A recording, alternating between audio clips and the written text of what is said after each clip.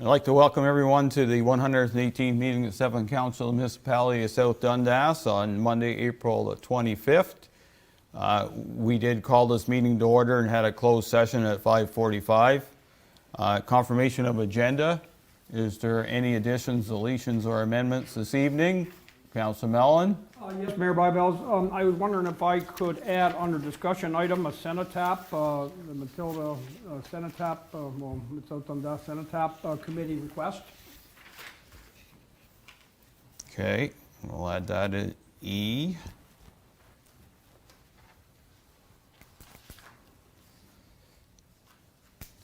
Anything else from any member of council this evening? Anything from staff?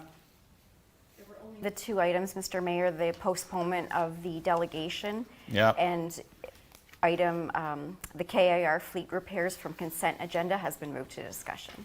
Okay, so noted. Any disclosure of pecuniary interest, general nature thereof this evening? Seeing none, the adoption of minutes for March 28th regular meeting and the April 7th, 22 special meeting, please. Moved by Councillor Lewis, seconded by Councillor Mellon, that the minutes of the 116th regular and in-camera meetings and the 117th special and in-camera meetings of council be adopted as circulated. Any discussion on the minutes? Seeing none, all heard the motion. Those in favor, opposed if any, motion carries. We're moving on to action requests since we have no delegation this evening. First one, ES 220208, Oliver Keys tender results. Moved by Councillor Mellon, seconded by Councillor Wells, that council accept report ES 2022-0208 to award the tender results for ES 2213 Oliver Keys municipal drain request to Quinton Products for a total contract price of $100,000, $146.45 plus HST. Justin, welcome. Good evening. Thank you for having me, Mayor and Council. So in front of you is the recommendation that we award this one to Quinton Products. 3 bids did come in. They were all relatively close. This is the lowest bid that we had. It consists of cleaning out the entire drain with a little bit of bank stabilization. Total drain length is about 9 kilometers. And there is a couple of culvert swaps to happen on it as well. As it was advertised in the tender, we plan on going in around August 15th, as that is the brushing window, so we're allowed to start after that. If you have any questions, I can be happy to answer them at this time. Thank you. Comments, questions, concerns? I'll start here. Councilor Wells. No, it was nice to see that all the bids were very, very close and very competitive, and a local contractor got it, so that's even better at that. So, and it is a big drain, like there's almost 10 kilometers, so I think that's a good price. Councilor Mellon. No, it's a lot of, I would imagine there should be a lot of happy farmers, dirt pickers back my way. So yeah, thank you, Justin. It's nice to see you come in, and we're getting some drainage work done, and your other report, yeah, it was good. No, I'm good. Thank you. Councilor Lewis. No, I had one question. You already answered it, Justin. I just wondered how long the drain was, and you made that very clear, so thank you very much. Deputy Mayor. I don't have a comment. It's all good. Okay. All heard the motion. Those in favor, opposed if any, motion carries. Next one's ES 2022-09, Thorpe Ellis tender results, please.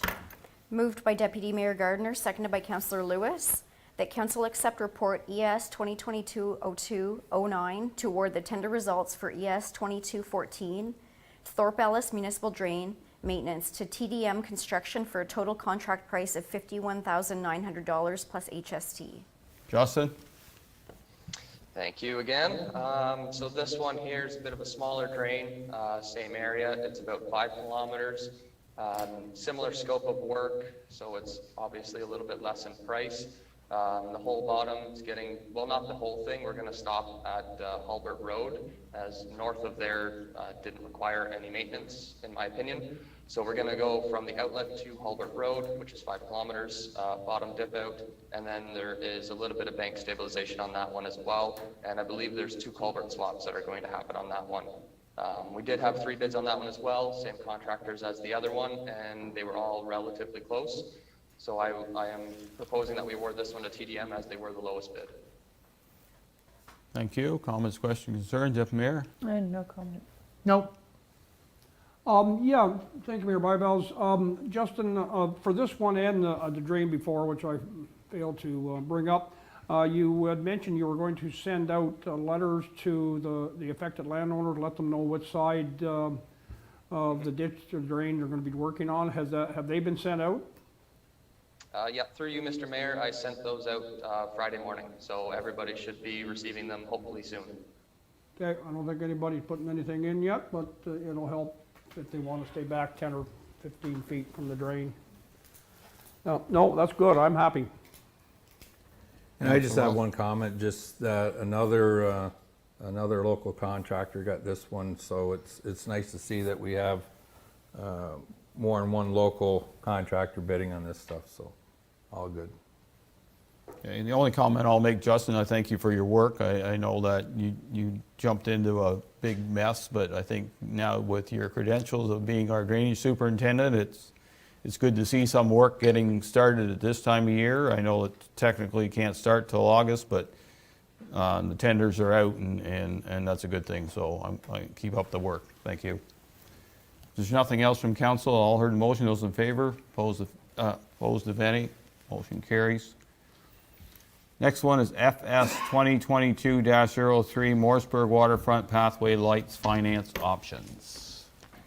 Moved by Councillor Lewis, seconded by Councillor Wells, that council accept report FS 2022-03 to approve the use of the unencumbered Morrisburg Waterfront Reserve Funds to fund the Pathlight project deficit, and that the remaining deficit be absorbed by the General Working Reserve at year end. Lachlan, welcome. Thank you, and through you, Mr. Mayor. The staff report reads there was in the budget $82,200 for the capital projects. As you know, the tender came over that. There is quite a bit of encumbered amounts of money in the reserve for various things, trees, I believe, and there's another, I don't know if it's a park bench. However, council had asked for me to come back with a few options. I came back with 2, and I did include an amendment if you wish to go the other way. That's, I guess, a friendly amendment to make it a little better or a little different than what's presented. And the unknown amount, I know there's some conversation about having that perhaps absorbed by maintenance. The maintenance schedule, maintenance budget was $3,500, of which right now $1,500 has been spent. So there would be some money there to account for the maintenance of those 3 extra lights.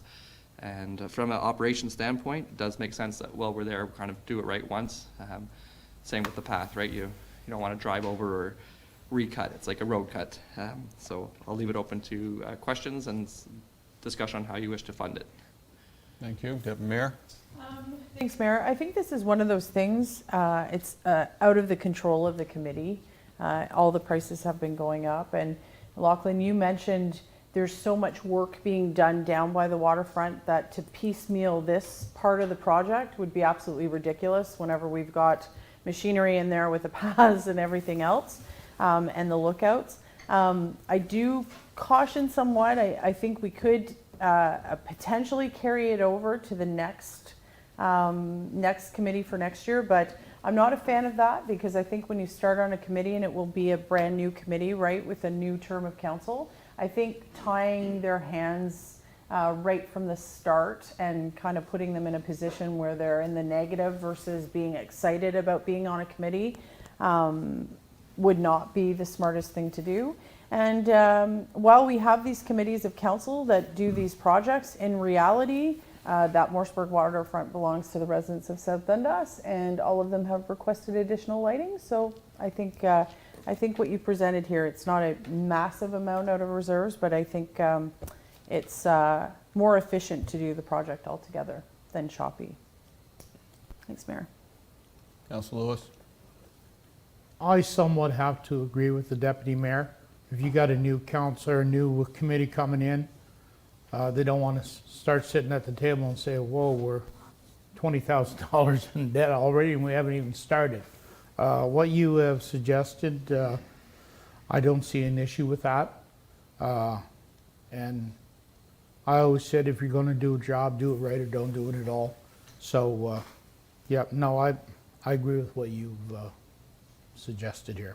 Thank you, Mayor. Councilor Mellon? Well, I agree the job needs to be done, and it should be done, and it would, no sense piecemealing it. I'm just not in favor of it being transferred to the end of the bottom line, I guess, at the end of the year. As far as I'm concerned, borrowing the money from the general reserve and paying it back from next year, your argument here is valid.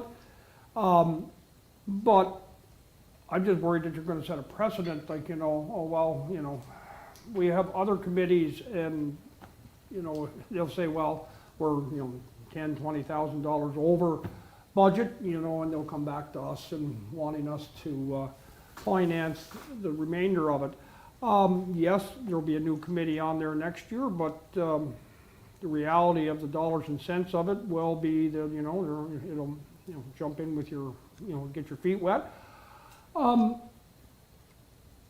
would even go so far as to suggest, you know, if it's going to handcuff them for next year, the committee for next year, you know, we could amortize it out, I guess, if you will, over a couple, 3 years, you know, the deficit that we're going to have to finance. So it does allow the committee in 2023 and going forward, the option of, you know, still having some working funds there.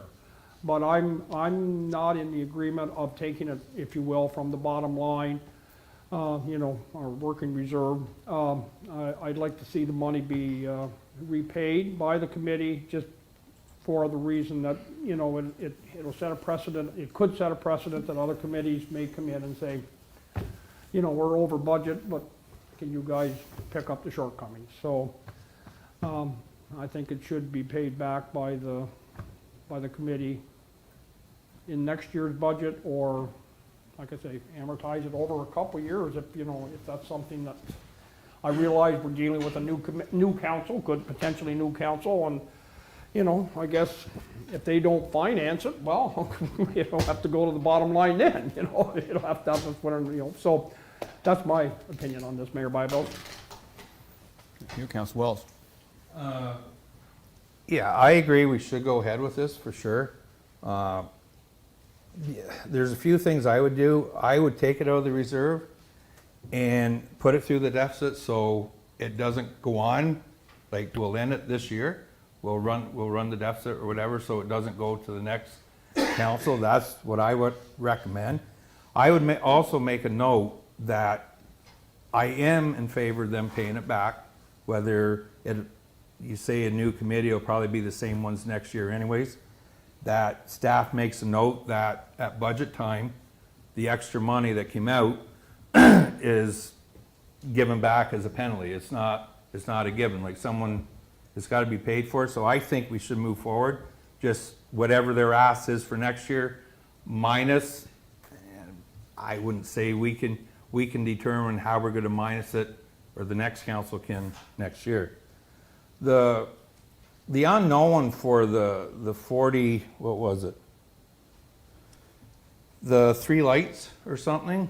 Now that $4,592, that is what's left in their piggy bank or reserve for the waterfront. I'm taking it.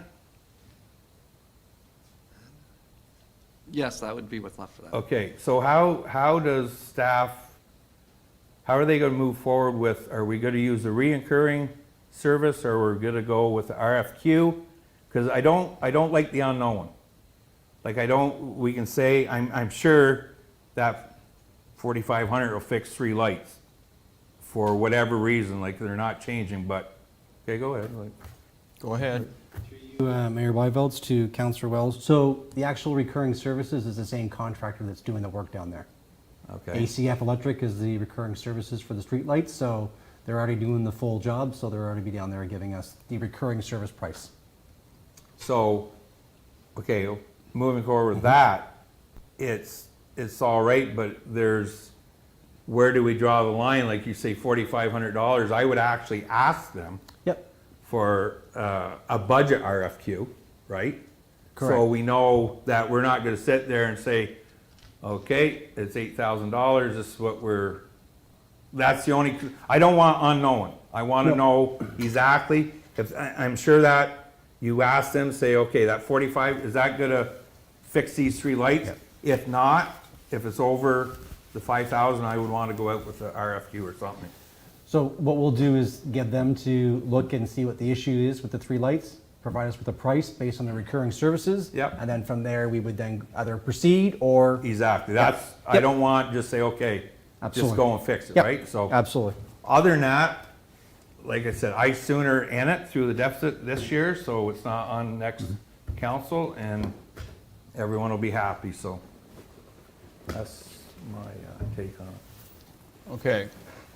So as council knows, I was the one that suggested that the committee is basically spending next year's money, and I know that we can't tie the next council, whether it's us or nobody, or none of us, to that.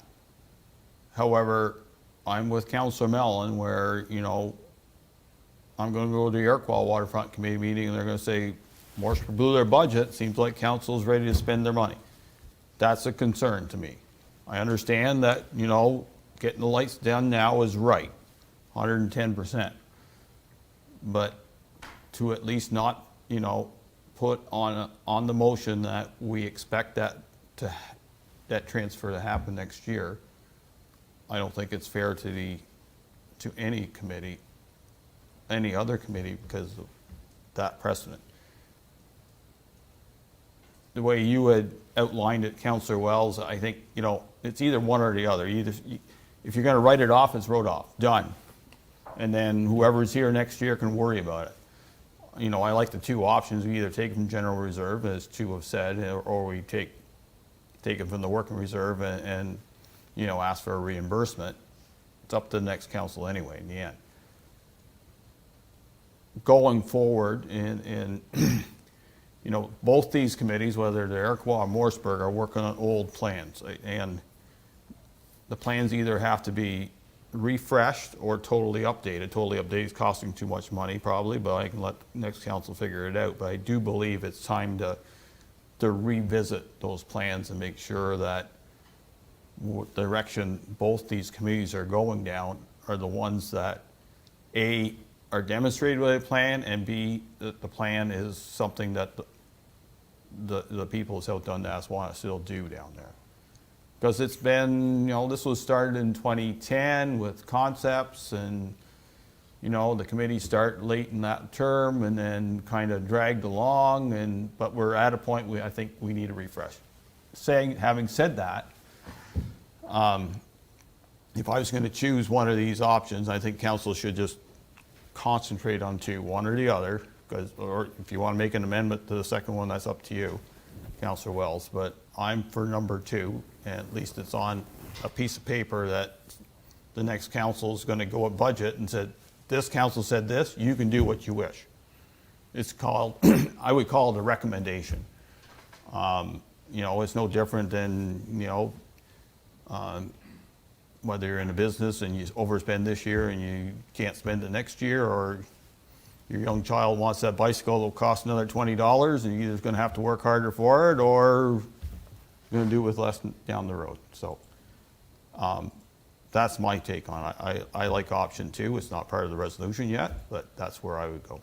So we'll go around the table again and we'll see where we go. I disagree.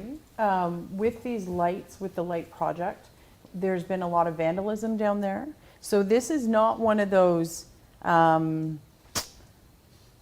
spiffy little elements where it's decorative and whatever. It's actually serving a greater purpose, and it's the push to get lighting down there has been in response to the community that are tired of having benches end up in the water, trees destroyed, and in consultation with the OPP, they have said the best way is to light it up. So the Waterfront Committee is actually responding somewhat out of order to their plan to address what's happened. It's not their fault that we have people that have nothing better to do than take out trees and, spray paint things and stuff like that.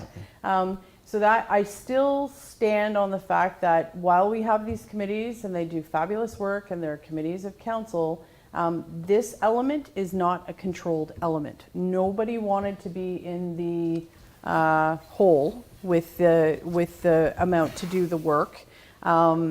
We do want to protect our asset though of the bike path and not have people have the ability in the dark to put graffiti or whatever the key is.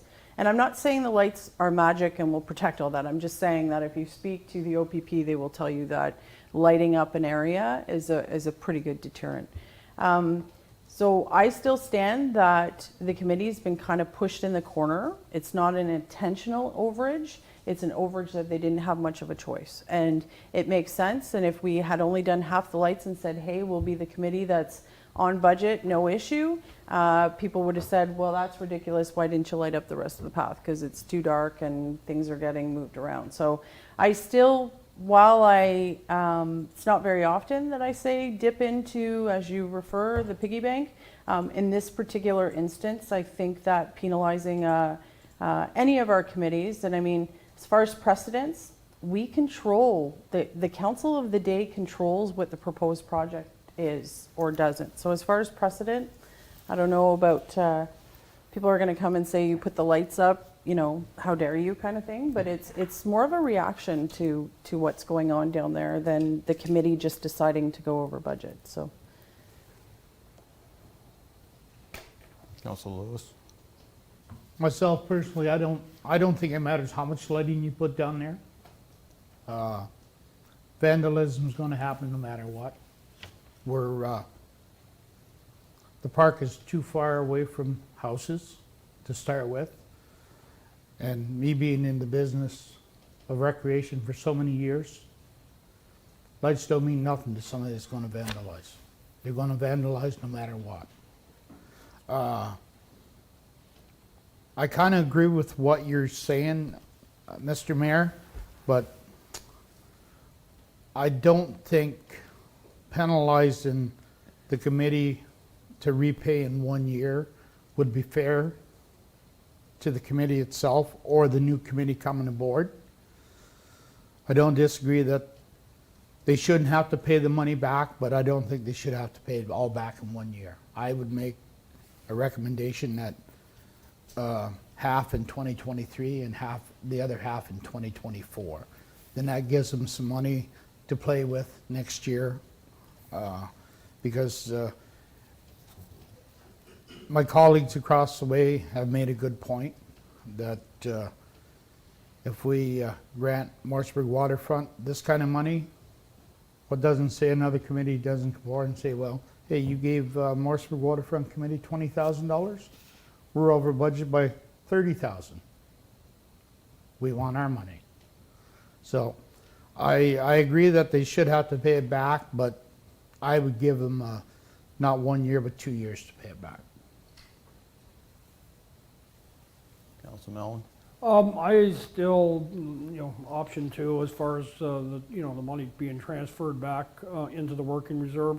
And it isn't a case of we don't support these committees. Actually, and you're right, it isn't the committee's fault that these prices come in over budget. And, we look at our overall budget, and things are more expensive all the time. And, this was actually, sort of in the works before the latest vandalism, I guess, if you will. But Councilor Lewis has already mentioned, vandalism will continue to happen. It has happened and will probably happen in the future with or without lights.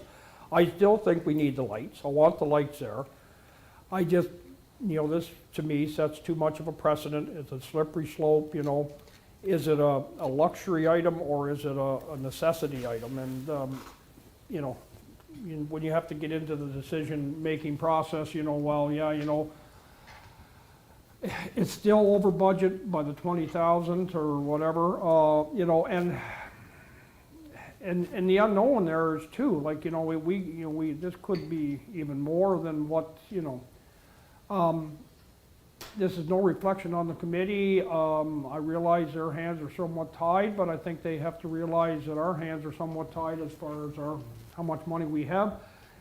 I guess you could leave it up to the committee. I mentioned, maybe amortizing it over a couple years to allow them to have some flexibility in next year's budget. I guess leave it up to the committee, with that option, maybe. If they have projects going out in 2023 that they would like more funding, but I still think the money should come back, option 2, I guess, if you will. A money transfer back or a reduction in their amount for next year. So I'm still option 2. Council Wells. Yeah, I'm still with option 2. I do agree somewhat with, I'm not saying the committee, I'm not going to, what I meant, like have staff recommend to the new council, this is what happened. At the end of the day, it's going to be up to the other council. If they want to take it away from them or whatever, if you look over in the last 4 years, especially with the Morrisburg waterfront, there was probably 3 out of the 4 years that what they were budget for went back in the reserves anyway. So if we actually went back and looked at those numbers, they'll probably be ahead of the game anyways. But I do like the idea about recommending it, not saying it's something, okay, you got to pay it back. Is it their fault about the overcost? No. It's safety thing. I do agree with Deputy Mayor on that. It's something like that. But at the end, the deficit, I think, is the best way to go, so it's not on to the next one. And as far as the new committee and whatever coming in, you just bring it forward to them and the new council can do whatever, because they're going to do whatever anyway, so at the end of the day. So I say we just move on with it and put it as a deficit and wash it, and let the new council decide if they want to take it away from the committee or move on like it never happened. So, because at the end it's going to be their decision.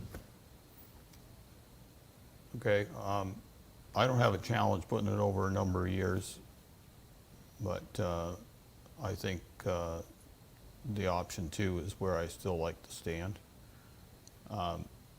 What I'll recommend to council is, right now we have a motion on the table, which is basically option 1. We'll vote on it as presented, and if it is accepted, is accepted. If it's defeated, we'll have the clerk reread the motion with option 2 on it, and she'll be asking for a mover and a seconder on that. If there's further debate, that will be okay. If not, then we'll vote on it. Understood? Understood.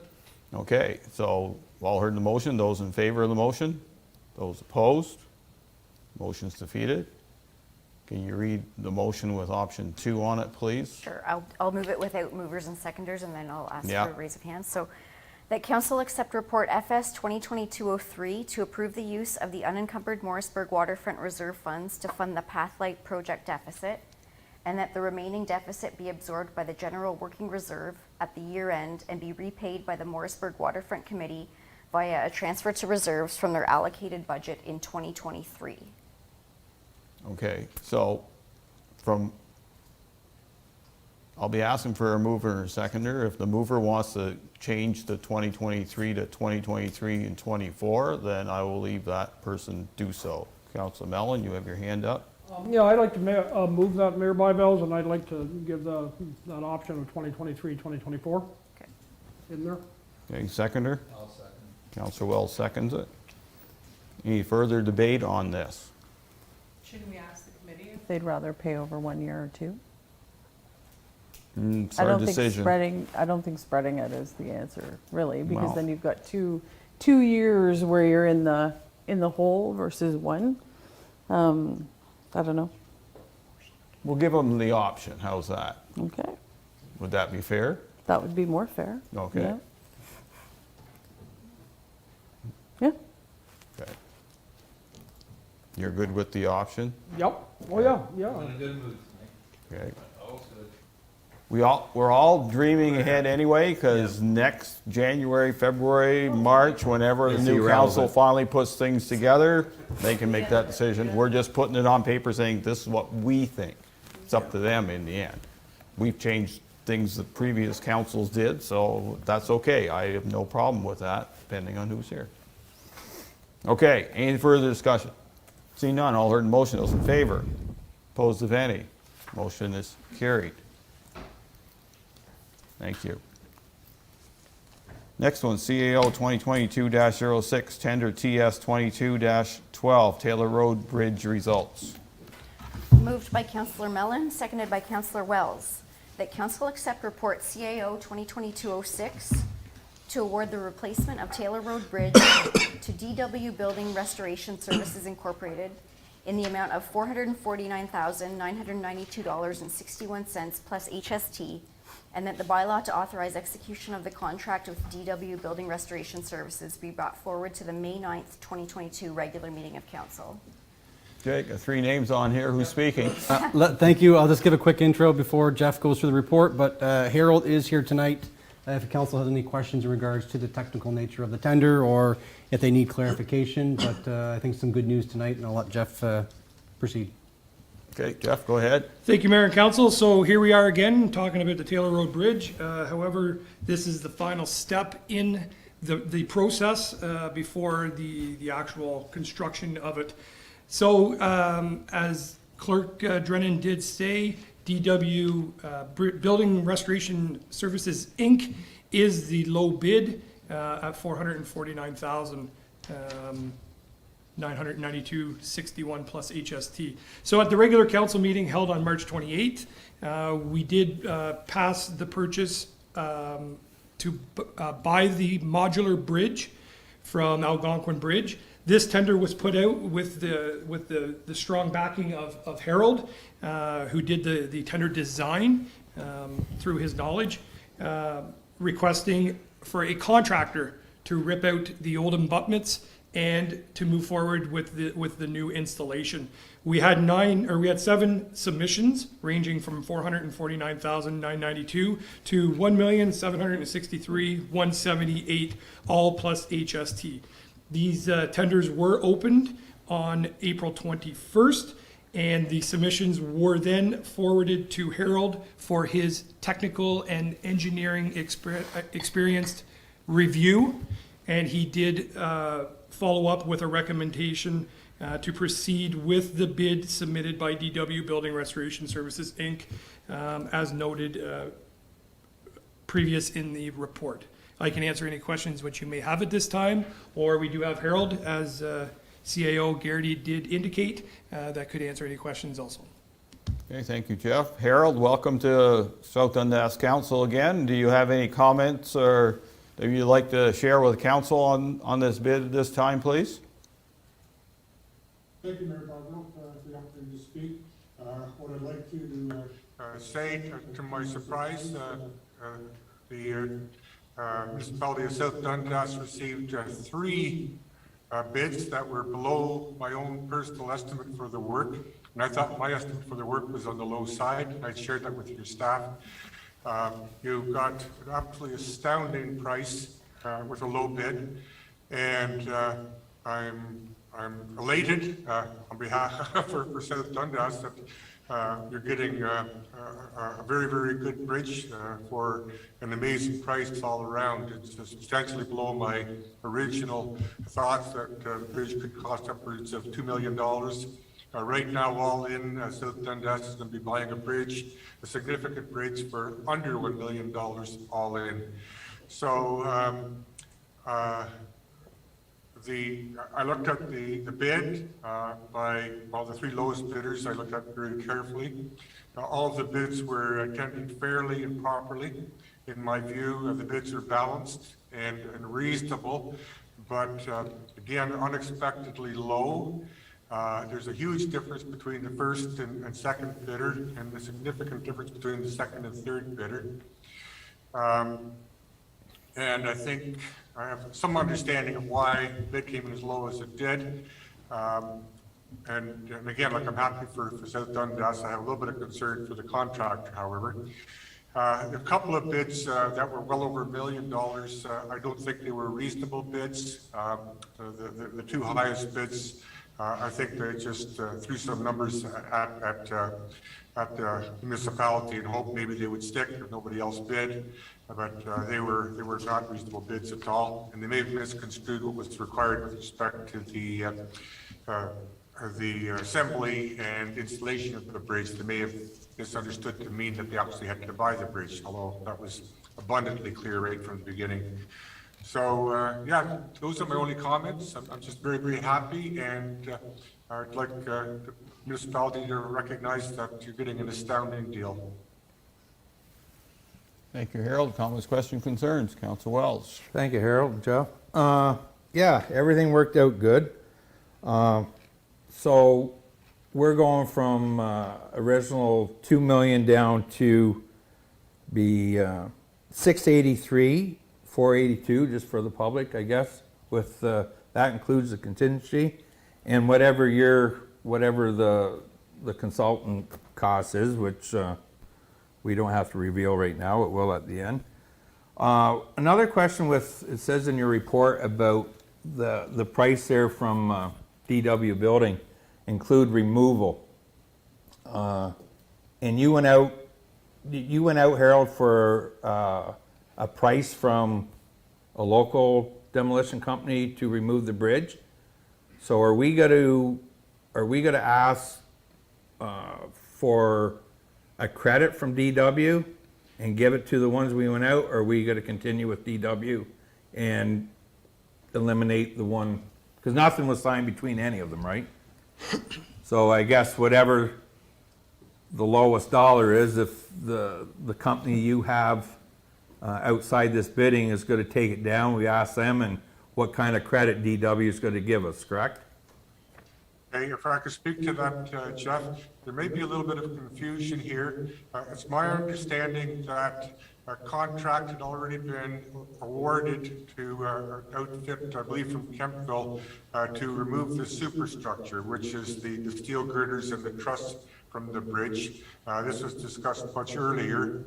And so the tender that was put out, the only demolition that is entertained in the present tender is for only the removal of the abutments and the two piers. It's understood that somebody else will physically be removing the steel superstructure, including the trusses and the approach spans. Okay, no, that's fine. That makes sense. I don't know how I missed that, but anyways, no. So the contract just includes the abutments and the piers, and the other the bridge is getting taken down by the other. So no, good stuff. I'm happy that. I think getting good pricing like this is getting things out early like we did, and it definitely helps, and especially when it comes to tendering for that first job in the spring. So thank you, Harold. Council Mellon. Yeah, I got a question, and then I'll make a comment. Is my math not good? Because in the amount of $449,992.61 plus HST, but yet in the tender document on page 36, DW Building, they're at 405,232. Go Which ahead. number is right? So through you, Mr. Mayor, the sheet that you just read off, the 405,232, that's the net cost to the municipality. After they do their math with taxes and whatnot, that's the net cost coming to, that we would owe. That's after HST is back. No, that's putting the HST on and then doing the rebate. So that 405,232.56, that is the true net cost to the municipality. Okay, so another number up here is with the HST, which we have. Okay, thank you. Okay, I knew my math wasn't really good, but Councillor Wells brought up the other point I was thinking about. The other only comment is I'm going to eat crow on this one because, Harold, I didn't think you were going to be able to do this. And I thought this is going to blow our budget right out of the water. And I'm glad that the people of South Dundas, residents and the taxpayers, are going to have a bridge all in, like you said, for less than $1 million. Kudos to yourself and to Jeff and Shannon and whoever that was involved in this. I'm glad to see, this is going to work out well, and I think, as Councillor Wells said, getting the tenders out early and getting the bridge pre-bought and everything, it's all contributed to your line in here that we are getting an exceptional value for a new bridge, I think is somewhat of an understatement, I think. Thank you. Councilor Lewis? Harold, whenever I looked at that number on the weekend, I said, they must have forgot a one at that price. I couldn't believe it. I'd have to say kudos to everybody that participated in this project. The numbers are phenomenal. I still can't believe it, and I read it 3 times the report. I thought maybe that one would have just jumped out of the sky and just landed in, but it didn't. So you and everybody that was involved did an excellent job, and I take my hat and tip it to each and every one of you. To get a price like that, it's unbelievable. Thank you. Deputy Mayor? What more to add to the happiness? I think I think it's fantastic. I too was very, very happy when I read that. I appreciate your work, Harold and Jeff's, to kind of keep the faith. I bet you if we're excited, I can just imagine how excited you guys were when you opened up the tenders. So I think it's fantastic, and it just goes to show you that even when we think it's going to go one way, it's not always going to go that way. So it's good news. Okay. So I'm going to go back to Councillor Mellon's math first, because the resolution says 449 plus HST, and if I go back to the numbers, that includes HST, because it's 398 plus 51, that's 449. So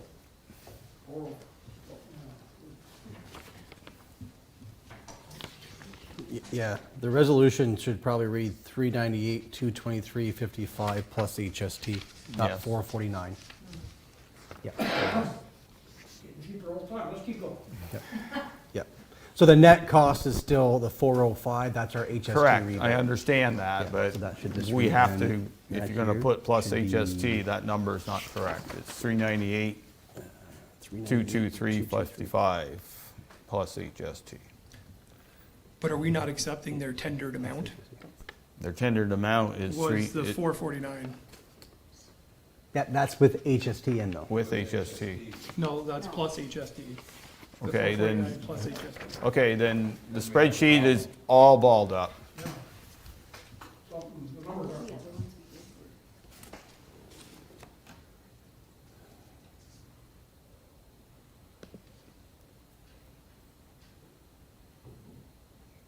Stay tuned. Tender was 378 plus contingency plus HST. Needed almost another column in there. But anyway. So somebody tell me the right number, and then we'll go on from there, please. I'm just going to try and pull it up here to see.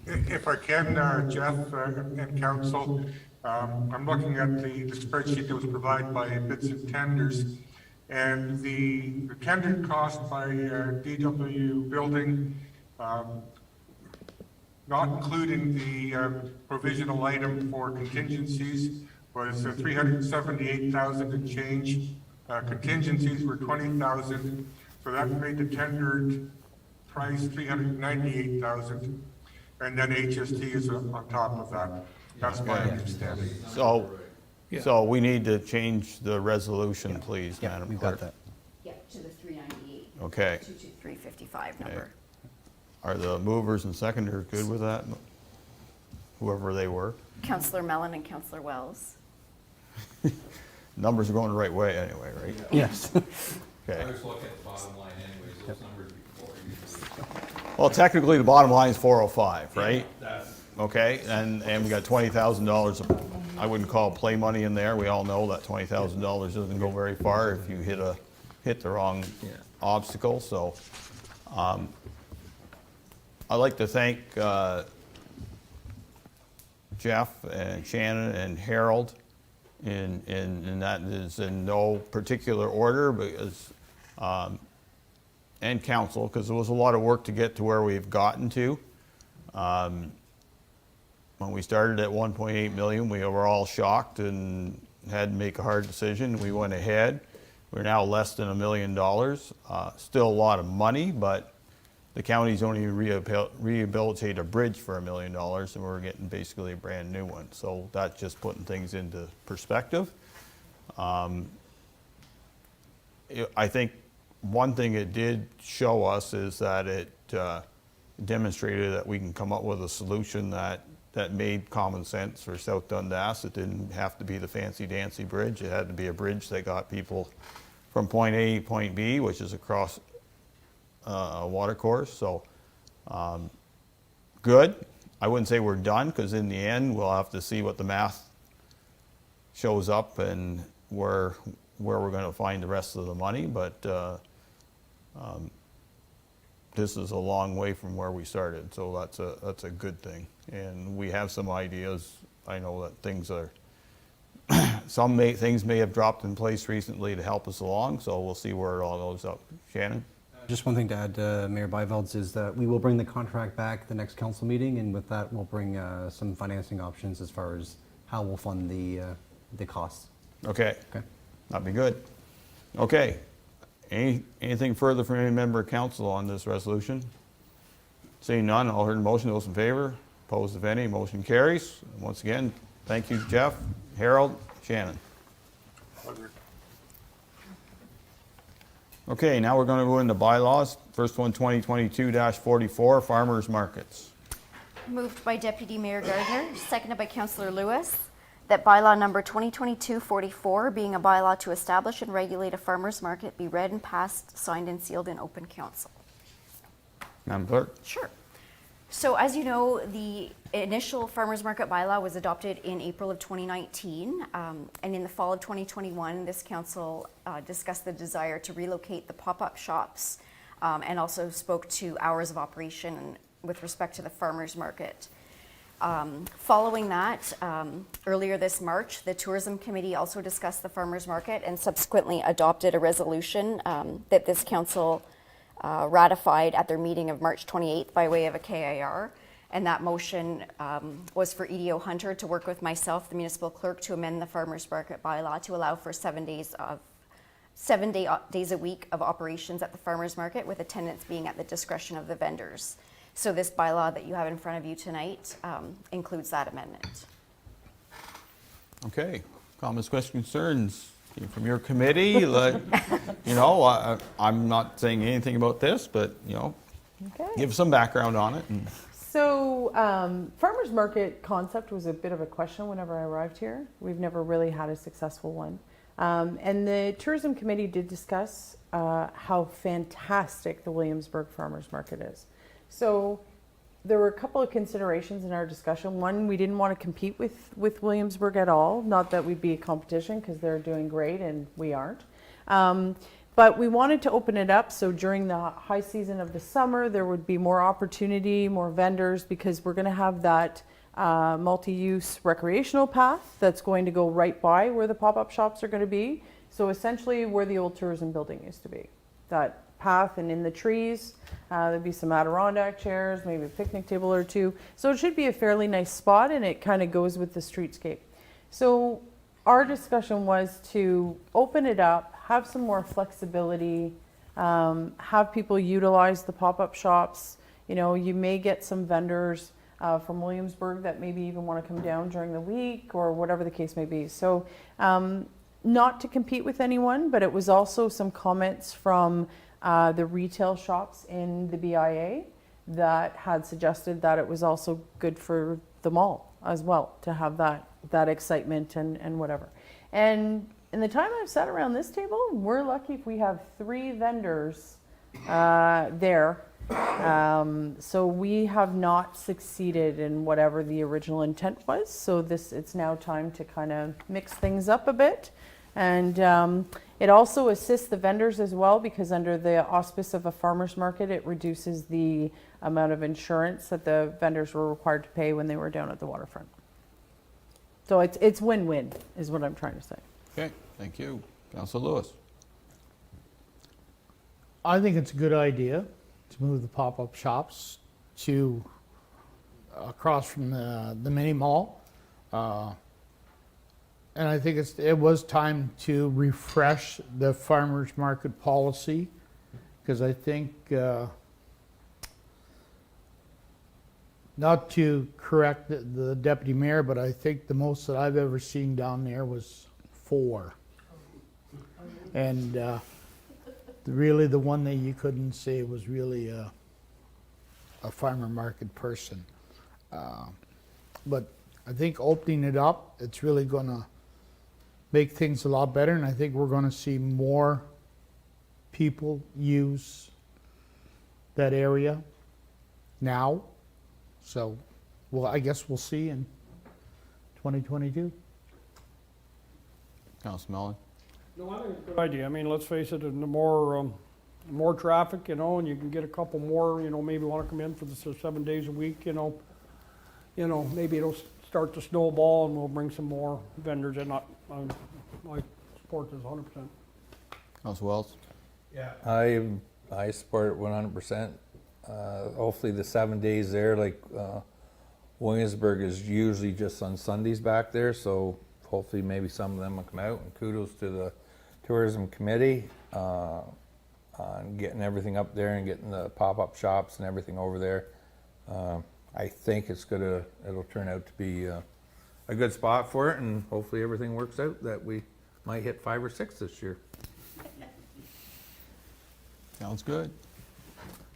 Okay, you've all heard the motion. Those in favor, opposed, if any, motion carries. Thank you.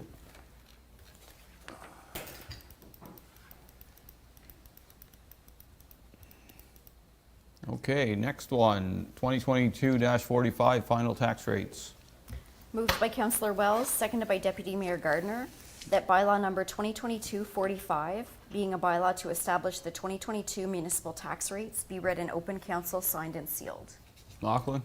Oh, thank you, and through you, Mr. Mayor, I'd like to, one, give a great deal of thanks to Deputy Treasurer Sean Mason, who put this budget together. I didn't really have much to do with that, obviously, on my my arrival time, so that's the gentleman just whose name's on the screen right now, as well as to council who put in the legwork in those 2 January meetings. That was a considerable amount of time and effort to get here.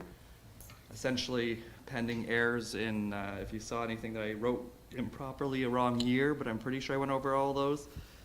This is just the final bow tie to the budget conversation.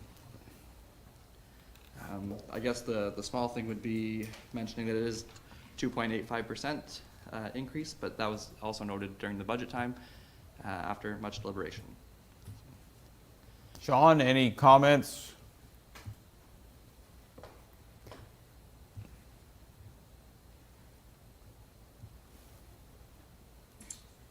No, Mr. Mayor, everything seems good moving forward. Thank you. Okay, thank you for your work. Any comments, questions, concerns from any member of council on this? Seeing none, all heard the motion. Those in favor, opposed, if any, motion carries. Thank you. Next one, 2022-46, Morrisburg Waterfront Pathway Lights Contract with ACF Electric. Moved by Councillor Lewis, seconded by Councillor Wells, that bylaw number 2022-46, being a bylaw to execute an agreement with ACF Electric for the Morrisburg Waterfront Pathway Lights, be read and passed in open council, signed and sealed. Shannon? Thank you, Mayor and Council. So this is just a follow-up to our awarding at the last meeting to have ACF proceed with the Morrisburg Waterfront lights. Just to note to Council that Justin has met with ACF on site to go through the scope of work. As well, Justin and myself did update the Morrisburg Waterfront Committee last week on all the projects that we're going to be leading throughout the summer. So the plan, I believe, right now with ACF is to do the underground work hopefully over the next month. The lights have been ordered, and we'll just wait for the lights to come in to do the connections hopefully later on this summer. So if council's had any questions, I'd be more than happy to answer. Okay. So this is just a contract for the waterfront lights. Any comments, questions, concerns on the contract? Seeing none, all heard the motion. Those in favor, opposed, if any, motion carries. Next bylaw, 2022-47, fees and charges. Moved by Deputy Mayor Gardner, seconded by Councillor Mellon, that bylaw number 2022-47, being a bylaw to establish fees and charges to be collected by various municipal departments, be read and passed in open council, signed and sealed. Madam Clerk? Sure. So as you know, typically annually, the council will review and update the fees and charges bylaw. So this proposed bylaw that you have in front of you tonight includes some fee updates that have been proposed by staff, mostly administrative in nature, and others previously approved by council, particularly all the recreation fees. When we were pulling this together, for ease of reference and to ensure consistent application of rules throughout the corporation, what we're proposing is that this new proposed bylaw includes a compilation of 3 fee-related bylaws and various amendments. So this will now include the fees and charges bylaw from 2022 and 4 respective amendments, the fees and charges for fire and emergency services, and the rules and regulations and meter rates for water. We just feel that from an administrative perspective, it is more appropriate to have everything encompassed in one bylaw, so nothing's ever missed. So again, all the fee amendments have been included in red text, so if there are any questions, I'd be happy to answer them. Okay. Deputy Mayor Gardner, go ahead, please. Yeah, so when this came up, the landfill charge for the minimum charge per trip, we've heard some feedback. We've brought it forward, I think, a couple of times for discussion around the council table, that if you're dropping off, you've got it defined by trip. So if you're dropping off something to the burn pile, you're charged $10. If you're dropping off compost, you're charged $10. Not compost. But it says for our fees, it's not defined what's free and what's not. Compost has been, to my understanding, a non-charge. Trees and branches, yes, and we can have that discussion. Yeah, because to just go on the burn, I mean. I understand. Go Yeah, ahead. so I have some concerns about that, and if say you were dropping off, some people have been concerned about the fact that they're dropping off. I don't know. It just needs to be defined more, and we need to be clear on when somebody's doing us, when they're dropping off something that's going to be twigs and stuff that are going to be burned. I think charging them $10 is ridiculous. If they're dropping off trees, then that's a different conversation.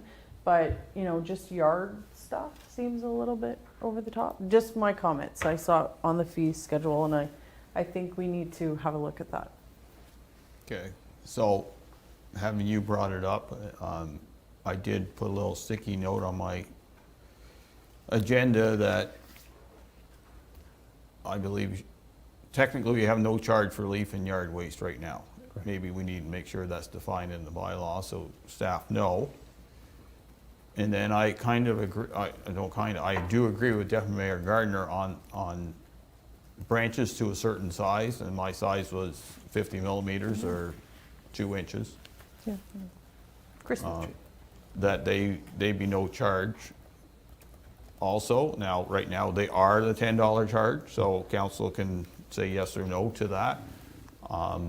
If there's any flack, and I'm sure Deputy Mayor Gardner even hears more of it, that those are the 2 places we are challenged on. The rest, I've never heard. Well, we did bump it up significantly last year. We heard flack, but that flack has died off. But this one here, where since we've gotten rid of our compost yards, and a lot of people brought their branches there. In fact, sometimes they brought their trees there, and that was a problem. But branches, like if you got a trailer full of branches or a truck full of branches, of less than 2 inches, and I think that's fair game. We're going to burn them anyway. And it allows people to clean up their yards to a reasonable respect without cutting basically a tree down and then having to deal with that. So that's my 2 cents on it. And so it's also encouraging people to go back to the landfill, which is, we all discuss this every time we talk about the compost days. And here we are doing a disservice by discouraging folks. So if we eventually want to get people comfortable going that way, then you open it up, and like I said, give me your $10, but go put it on the burn pile does not necessarily, transmit well. It's a confusing message. We need to be more consistent. Okay. And this will all change when the transfer station comes, so I'll worry about that somebody down the road. Councilor Lewis. Comments, basically, right now, we're discussing the landfill charges. Yep, well, We'll key on that, and if there's other concerns, we'll do them later, please. that was my only concern myself, was the landfill, the $10, because I have got a lot of flack over the $10 to drive into the gate and then be charged for whatever you have. And I kind of have to agree with the people to drive into the gate at the Matilda landfill and pay $10 and pay whatever on top to get rid of your waste.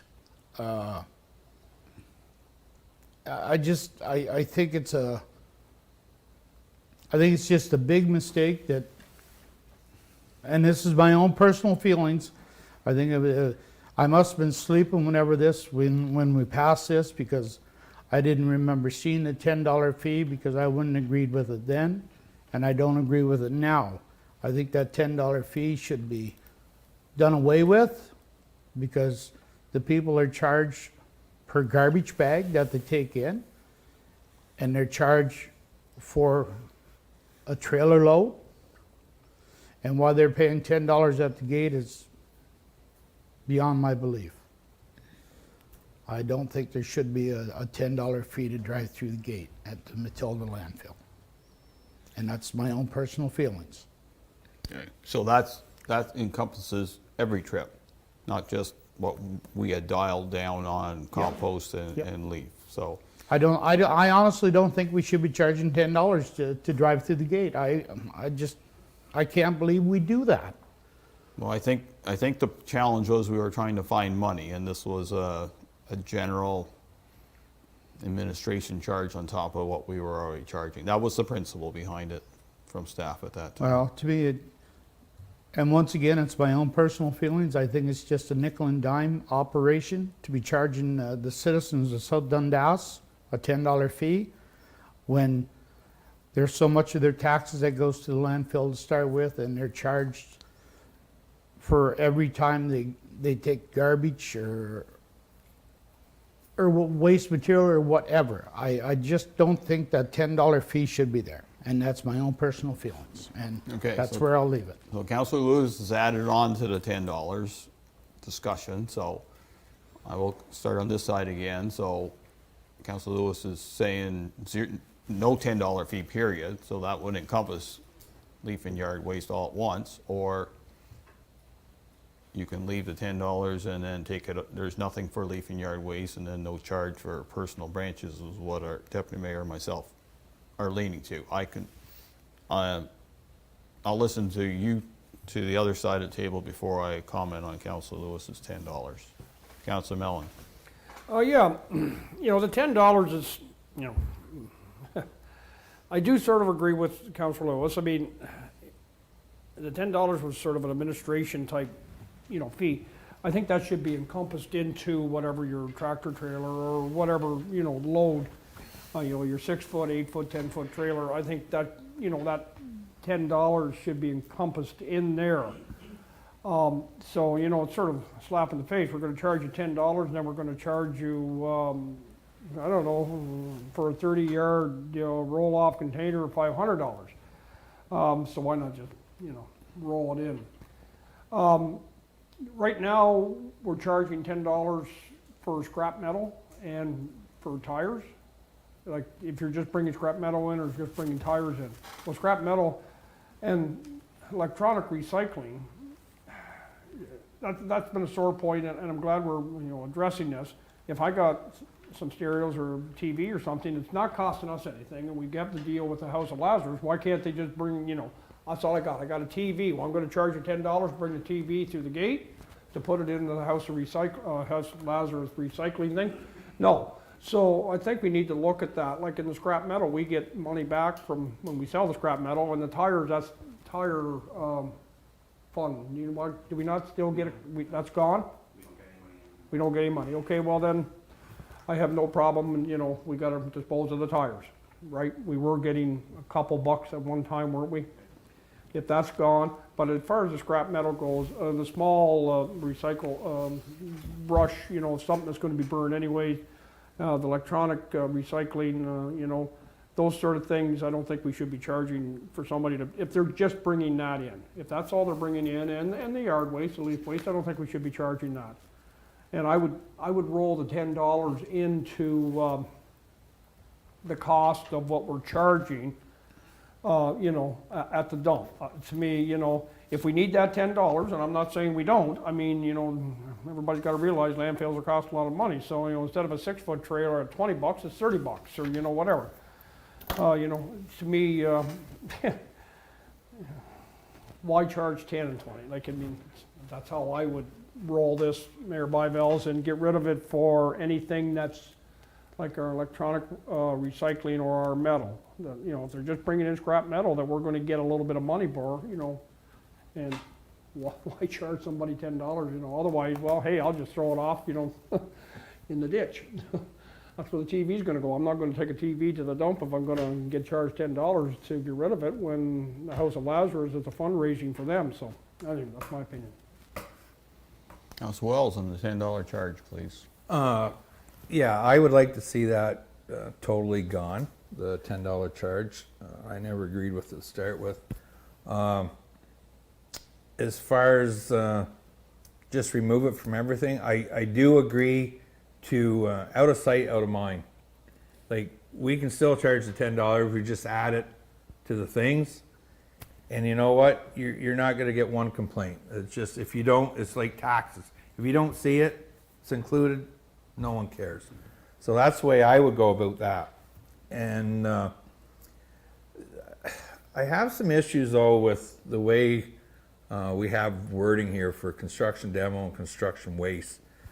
And just the high difference, like if construction demo or construction waste, it's still like if you have waste, like you're throwing chunks of 2x4s in, you're doing this, like, it should be worded as whether it's a mixed load or we charge, and I'm the one that's put these prices there at the beginning for contractors, trying to get them, divert them away from our landfill, that they get dumpsters in and it goes somewhere else. That's why these big prices are here.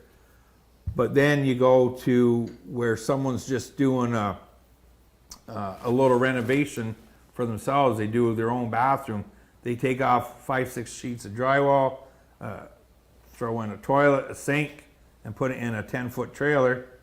They're like, is it construction waste or is it demo? You know what I'm saying? There's too much of a variance on what we should have it marked out then, like contractors, construction waste, and then I don't know, just resident waste or something. Like, it's just, the prices are too much of a difference. Like, if someone's taking you're paying $100 difference. If I took my 16-foot trailer and say, okay, I tore down a little shed, it's $575. Well, then we're working on a job site, it's just odds and ends, and it's $100 less. So I think we should, as far as that go, like, we should maybe reword it or leave it the same. But the $10, I'm definitely, I take it out and, like Council Mellon said, roll it in. I wouldn't say in all the stuff. Like mattress and springs, like you say at $20 or whatever, you don't have to make it 30, but all the other stuff where the minimum charge would come in anyways, you add that, you never see it. So I'm definitely to eliminate the $10 across the board for everything, and you just pay the fee set out for what we have there. Comments, Mr. Landfill person right now? No, I think to the mayor's point is that the $10 was put in to cover kind of the administration piece of it. But definitely if it's something council wants to look at taking out, what I would probably recommend is if we defer this bylaw and we can bring it back with some changes as far as comments tonight, but looking for some more direction on what really council wants us to focus in on when it comes to landfill. Well, I hate to say it, but, you know, I understand what $10 went in there. I think the principle is right. The challenge is it doesn't work in the real world. So you do like Councilor Mellon and Councilor Wells have suggested, you blend it into your base rates, which is okay. So that means you have to readjust all the rates. You know, Councilor Wells, you brought up the construction demo, and we put those prices where they are to encourage those to stay away. So, you know, if a resident has a small trailer and does his own work, or I did work at my place and then all in my truck, it was $35 and it was gone. Whereas if you put it on your trailer, then all of a sudden you put another zero on it, right? So that's your challenge. So our biggest challenge we have with landfill is we need money. You have to understand that. We need money. We don't need a nickel and dime, but then we need, the rest of the rates have to be fair. I think the compost thing is something we need to do to avoid dealing with what closing our 2 sites have done. Besides, I'm still more or less in Councilor Mellon's camp that, you know, the compost days are a bonus, and you know, that's the way council went, that's fair enough. But if someone complains to me that they want to go to get rid of compost today, I said, go to a landfill site. If it was free, then they shouldn't have a problem. Branches should be free, and that way that headache is gone. I think that's the big headache. The $10 is another headache, I understand that, and I think council for the most all said get rid of it. Staff's recommendation is now to rejig the numbers. So council can look at it 2 ways. They can send us back and rejig all the numbers, or we can just live with the numbers, take $10 off, and see where the bottom line lands up with landfill next year.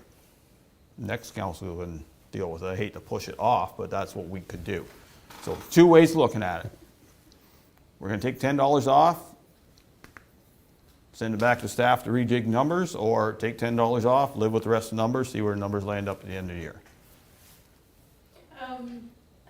Okay. I would probably adjust some of the numbers, I think. I think they're too low. Some of Okay. the numbers. So if we're going to get rid of 10, then some of those numbers Some of them definitely have to go be up. adjusted. Yeah. I agree. Some of the numbers have to go up. So, yeah, I hate to put staff through it, but I think we should rejig some of it. We could do it. Okay. Yeah, I'm for get rid of, rejig it. Yep. Council Wells, same thing. Same thing right down to the first, second, third, and fourth line. Then after that, I wouldn't rejig it for the appliances or mattress or couch and chairs or carpet rolls. I would leave that at that without the 10. Okay, so the landfill ones, I figured we were going to do this, so let's go through the rest of it and see if there's any other issues, and then we can defer the bylaw to the next time when the numbers are all rejigged. We'll vote on a deferral. But if there's anything else within all these numbers, let's have it on the table now, and we'll see if we change our mind or not. Councilor Mellon? Thank you, Mayor Byfield. Yeah. Table and chair rental on page 65 of the agenda. We got rid of delivering a few years ago, and we got back in there $4 table and chair pickup only, $6 if we deliver. So if we're delivering, we're going to pick them up.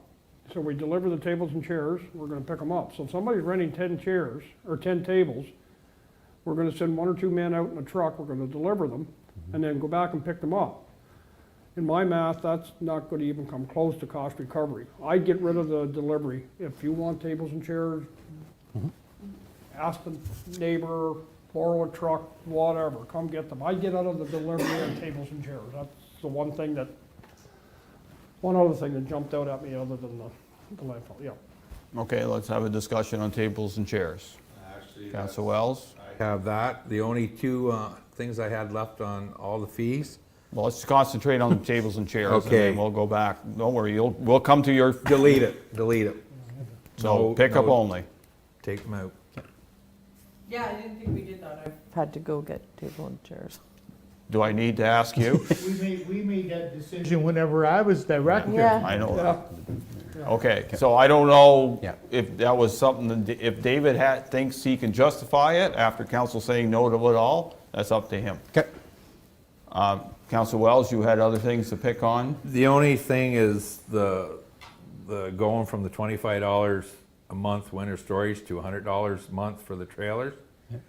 I would definitely leave it at 25 because you charge someone like, it'd be 6 months or 7 months, $700. That's just crazy. Everyone around here charges like $20 a month or $25 a month. So that- Yes. That was discussed at our committee of the whole for Yes. campground. Yes, it was brought up, but I'm just, they're asking my opinion, I'm just saying it should be left. Okay. Because, and I'll give you the reason why. Yeah. You had 6 trailers up there right now. Yeah. If you leave it at $25, it was $150 a month. You put it at 600, they're gonna take them all out. So I sooner take, it's not hurting nothing, just sitting where they are. So I think by saying that, we're just getting greedy to ask someone $100 a month because there's no way someone will pay that. So I sooner get $25 a month at what we're charging now and get something than nothing. It's just a good business move. And that's it for me on the fees. Okay, so let's discuss the $100. It was a committee of the whole decision. It was part of our budget decision on the campground, so keep that in mind when you think about it. That, you know, it may end up being nothing, but my opinion, if you got a trailer, I can live with the $100. If they don't want to pay it, take them away. It doesn't bother me, because to me, they're unsightly sitting there all winter anyway. So, if I was living at the residence at the end and had to look at trailers all year, I would really question that, but anyway, I'm good at the 100. I'm good with that. Most definitely 100. Council Mellon? I've got 2 or 3 on my machine shed I'm not even getting that for, so I'm leaving it at 100. Okay, so that's your decision, Councilor Wells. I guess another comment, I guess everyone will be able to see the river because we won't have any trailers, so. Fair enough. It is, that's what she's all about, so. Okay, any other fees, Deputy Mayor? I don't think so, Mayor Bybills. Okay, I do. I have the amphitheater at $100. It's a hard sell any good day of the year. That's on page 66. I know it costs us money, but it's one of those things, if we charge $100, you might as well get the bulldozer out tomorrow. That's your challenge. I don't think anybody will use it for $100. I think we need to encourage people to use it, even if it's for nothing. That's my opinion. Agreed. Great.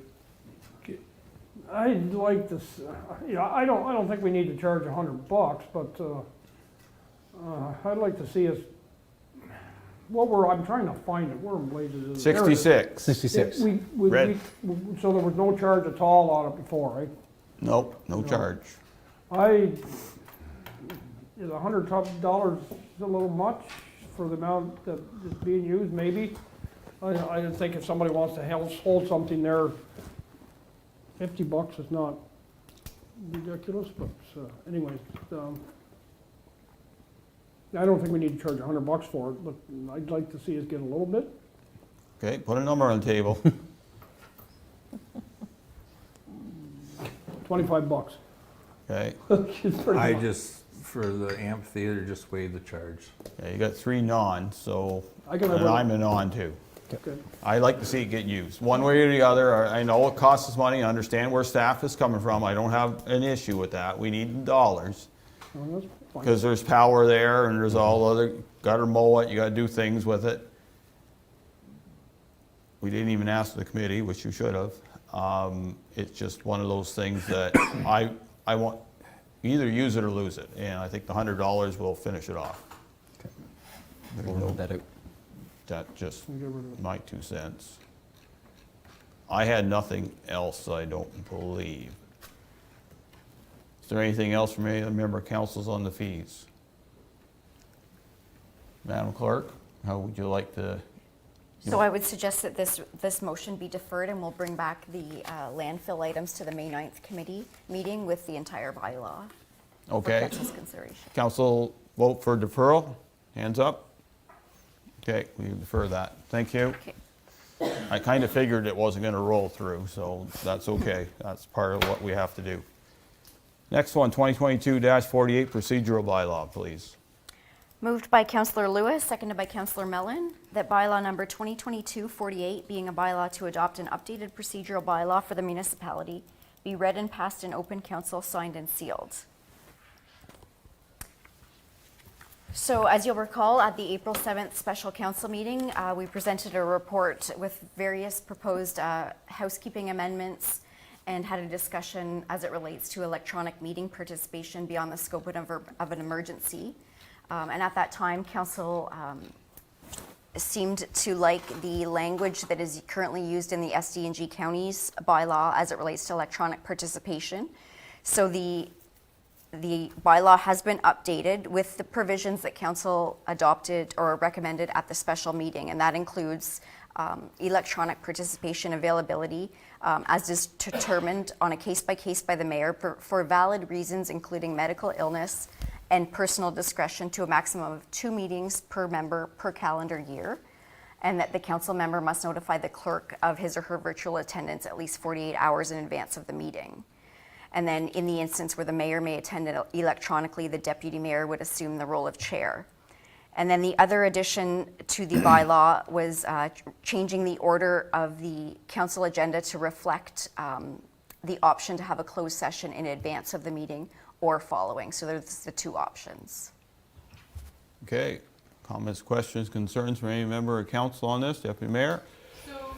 Excuse me. Because I wasn't sure if, I left the last meeting thinking, oh, we have two a year to do whatever, but we still need permission from our mayor, correct? So there That's- still needs to be a discussion that's had? Right. Okay. I'm good with it. I Yeah. just wanted to clarify that because I think the public might have thought it's, oh, they get 2 freebies, and that's not the case, so, okay. I think it's called freebies within reason. Ooh. Would that be fair? Well, I think, Councilor Wells can speak to it, but, the flavor was that,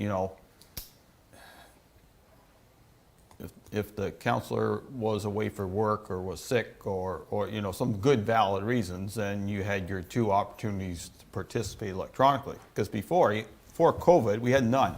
Yeah. Remember, 0. So we're expanding it into something that's, I think, reasonable. However, as Councilor Mellon has alluded to before, you don't want to have him sitting on the beach drinking whatever and being part of a council meeting because he has 2 freebies. And so Well- I think that would be discretion of the mayor to make. Okay, so the mayor is going to make the decision about whether or not vacation is to be considered. Yeah. Okay. Is that All fair? Sure. Not really, but okay. Well, we can add it in. Well, I mean, We can again, amend it again. so most people know I'm a big advocate for mental health. I think that if you're on vacation, you should be on vacation, and let's just call it the way that it is. This job can be interesting at times, and sometimes it's good to be away for a week and spend time with your family and not have to regurgitate the agenda. And to Councillor Mellon's point, it would put the rest of council in an awkward position if somebody is on the beach having a couple of them. Then what do you do, right? So I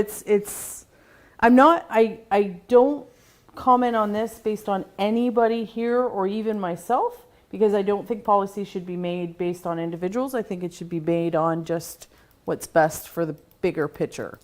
So that's just my comment. It's just, it puts the mayor in a, I mean, that's great. If you want to define it, fabulous. But, that's hard when you're away and you're... Well, I do agree that a person on vacation shouldn't participate in the council meeting because you're on vacation. one person away from council for 1 month a year is not the end of the world, or 1 meeting a year, or even 2 is not the end of the world. No. I think we all do our best to be here. I know that, as they say, you know what you signed up for, but it's gotten awful busy, so, you know, to jam a 2-week vacation in there somewhere is challenging. However, if council feels vacation should be defined in here, and as I said, the mayor needs, you know, a nice set of rules to go with, then it's easy. If someone phones up, well, you don't, oh, check box, you can't, or you don't hit any check boxes, you're good.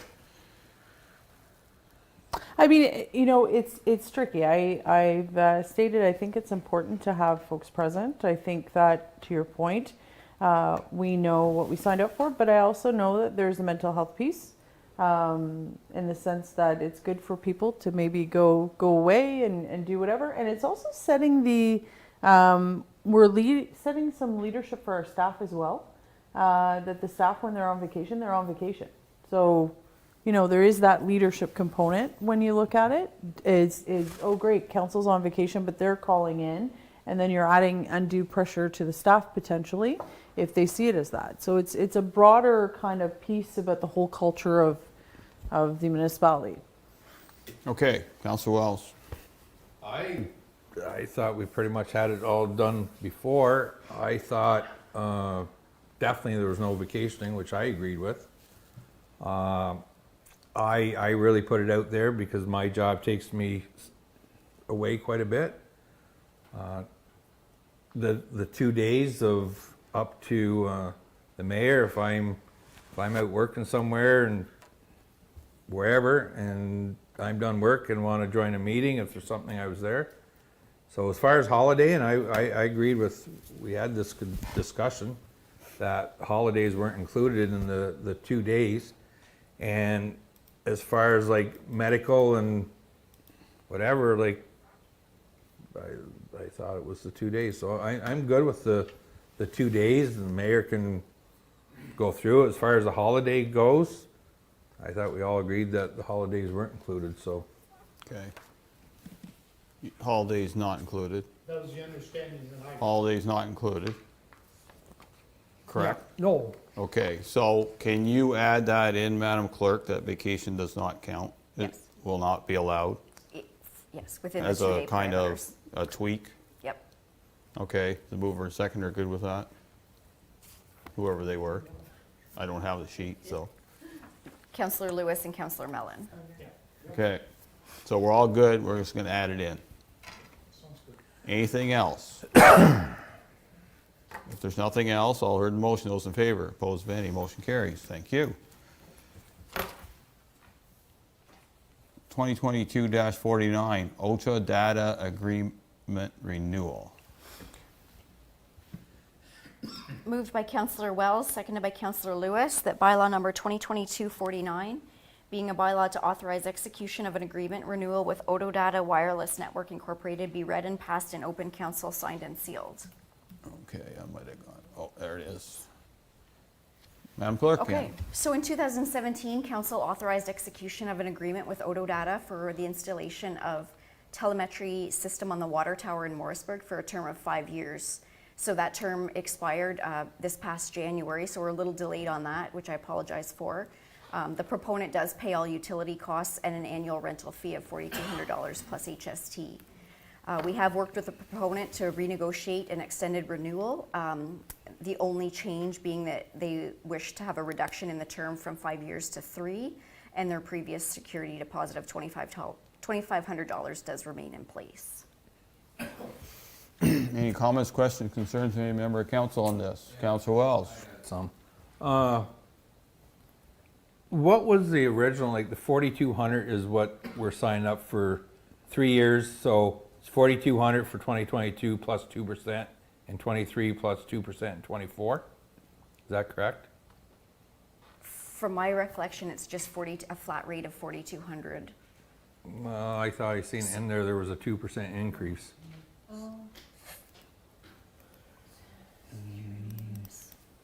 And Shannon, what was the original, I got it wrote down, what was the original contract in 2017? Same thing, 4,200? Yeah. Same price, 4,200. So you guys didn't see the 2% increase in there? It's on page 119 of the contract, 2% increase is planned annually starting in the second year.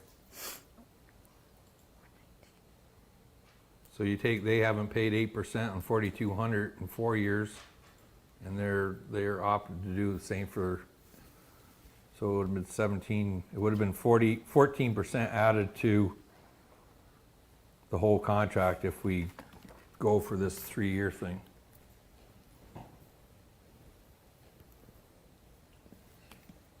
Are you checking that? Did-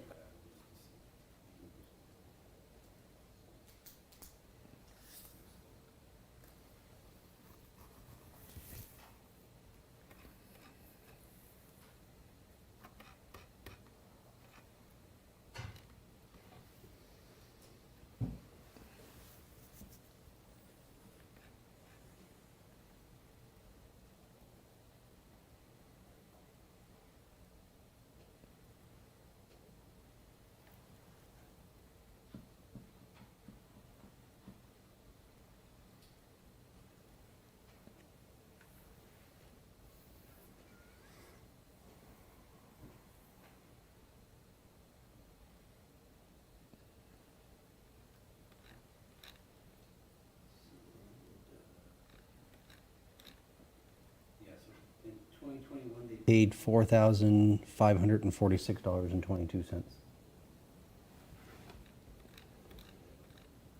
Okay. So my question was, in 2017, when we started at 4,200, obviously if it's 40, whatever it is now, Yep. it wasn't, But what was in the contract? well, it's right here. No, but the original contract, this Oh. is the new contract. So I don't know what was in the original contract. Did it have a I just. Yeah, a might not have had percentage a seat. escalator in it or not? I just assumed it was because it's in this one. Well, I guess you don't assume. Should never assume, you know how that works Not out. when, not. Was it no, O'Donnell not last Politics, time? never assume stuff.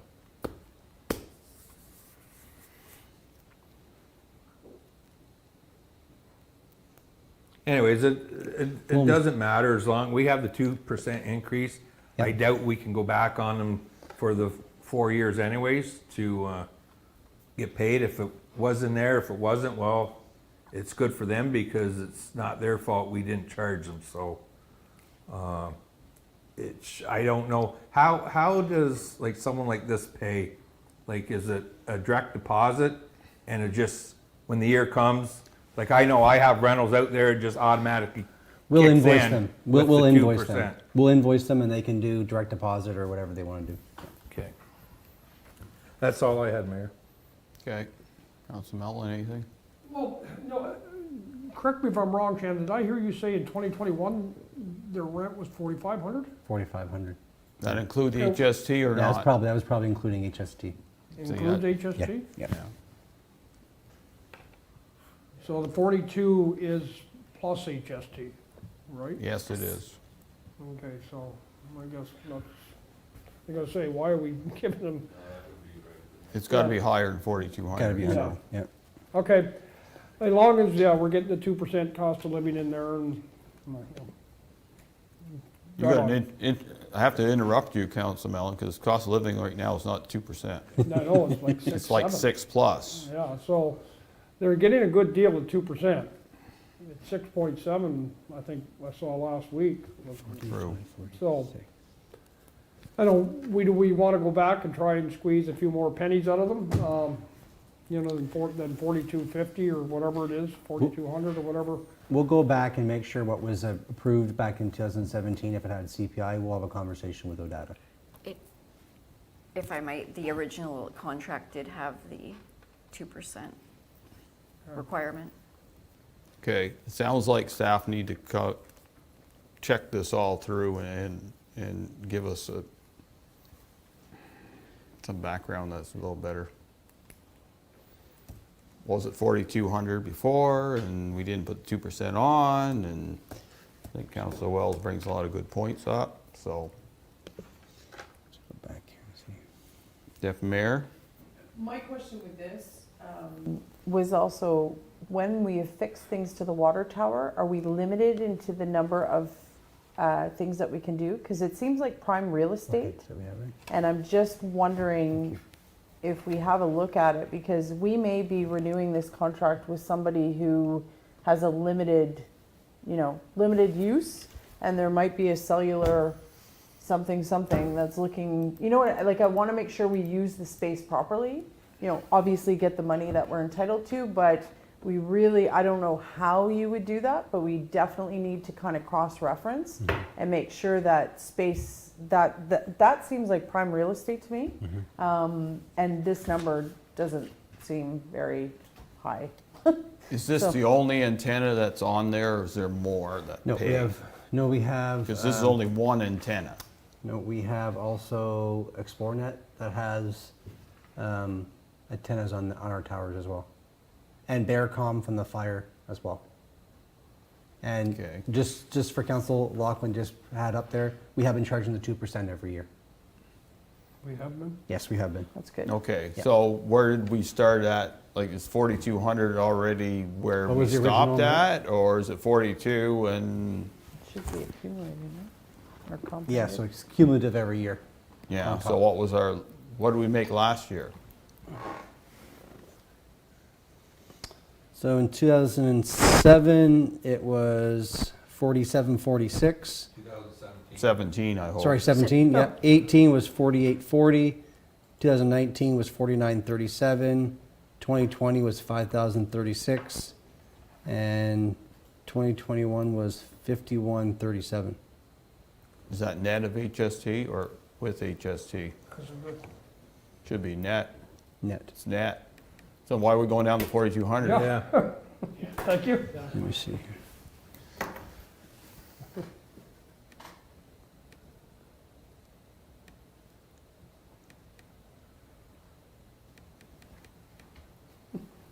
Well, I'm Yeah, going to it's gonna suggest now, for the sake of time, that we defer this one again, and you're going to have to come back with a little bit more fulsome report on some history on here, and I think Councillor Wells is bringing that all up.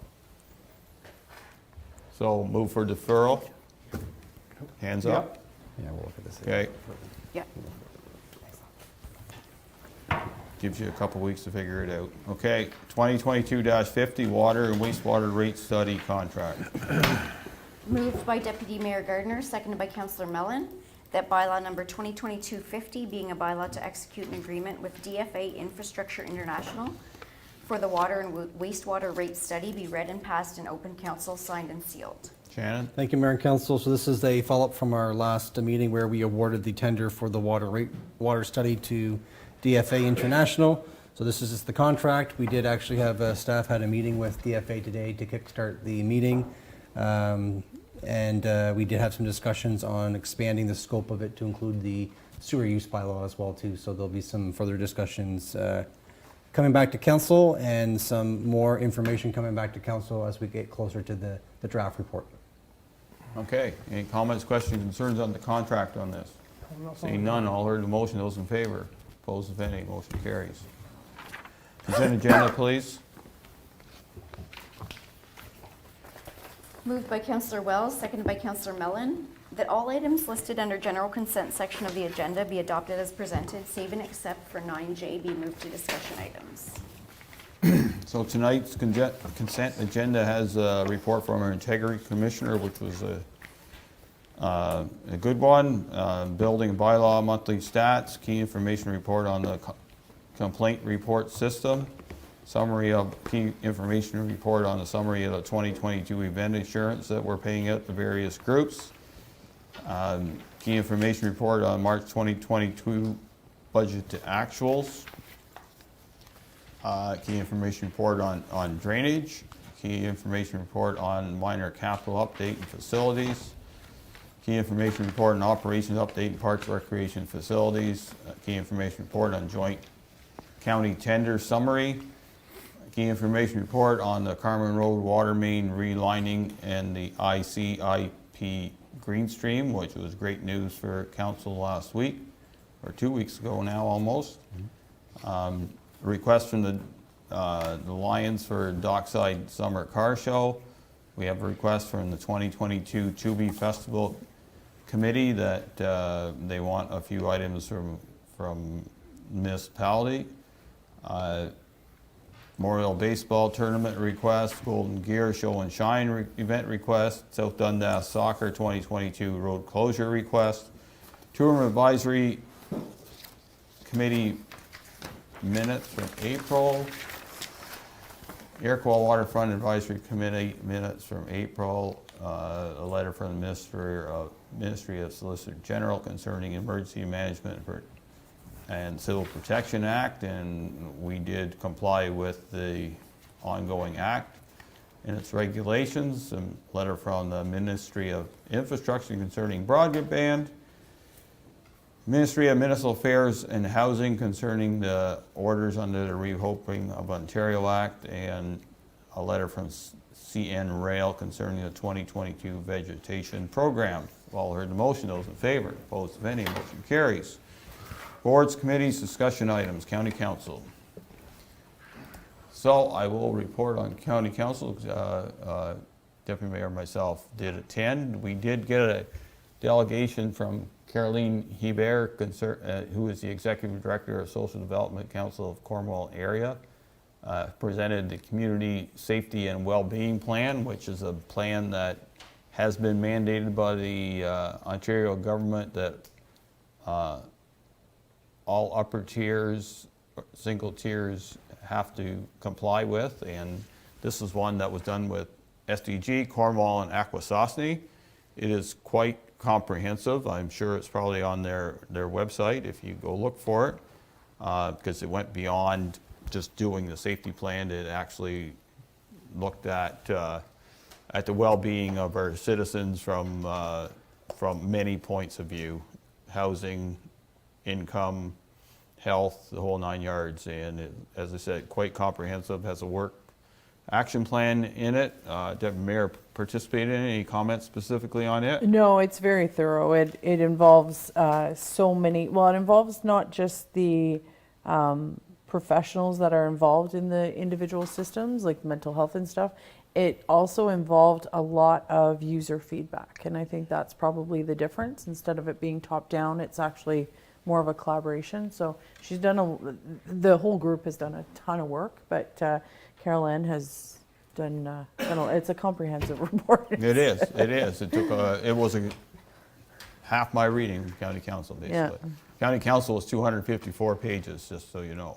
It wasn't like a light read either. So I'm glad we don't have them both at the same week, because we have a 500-page novel to read. No.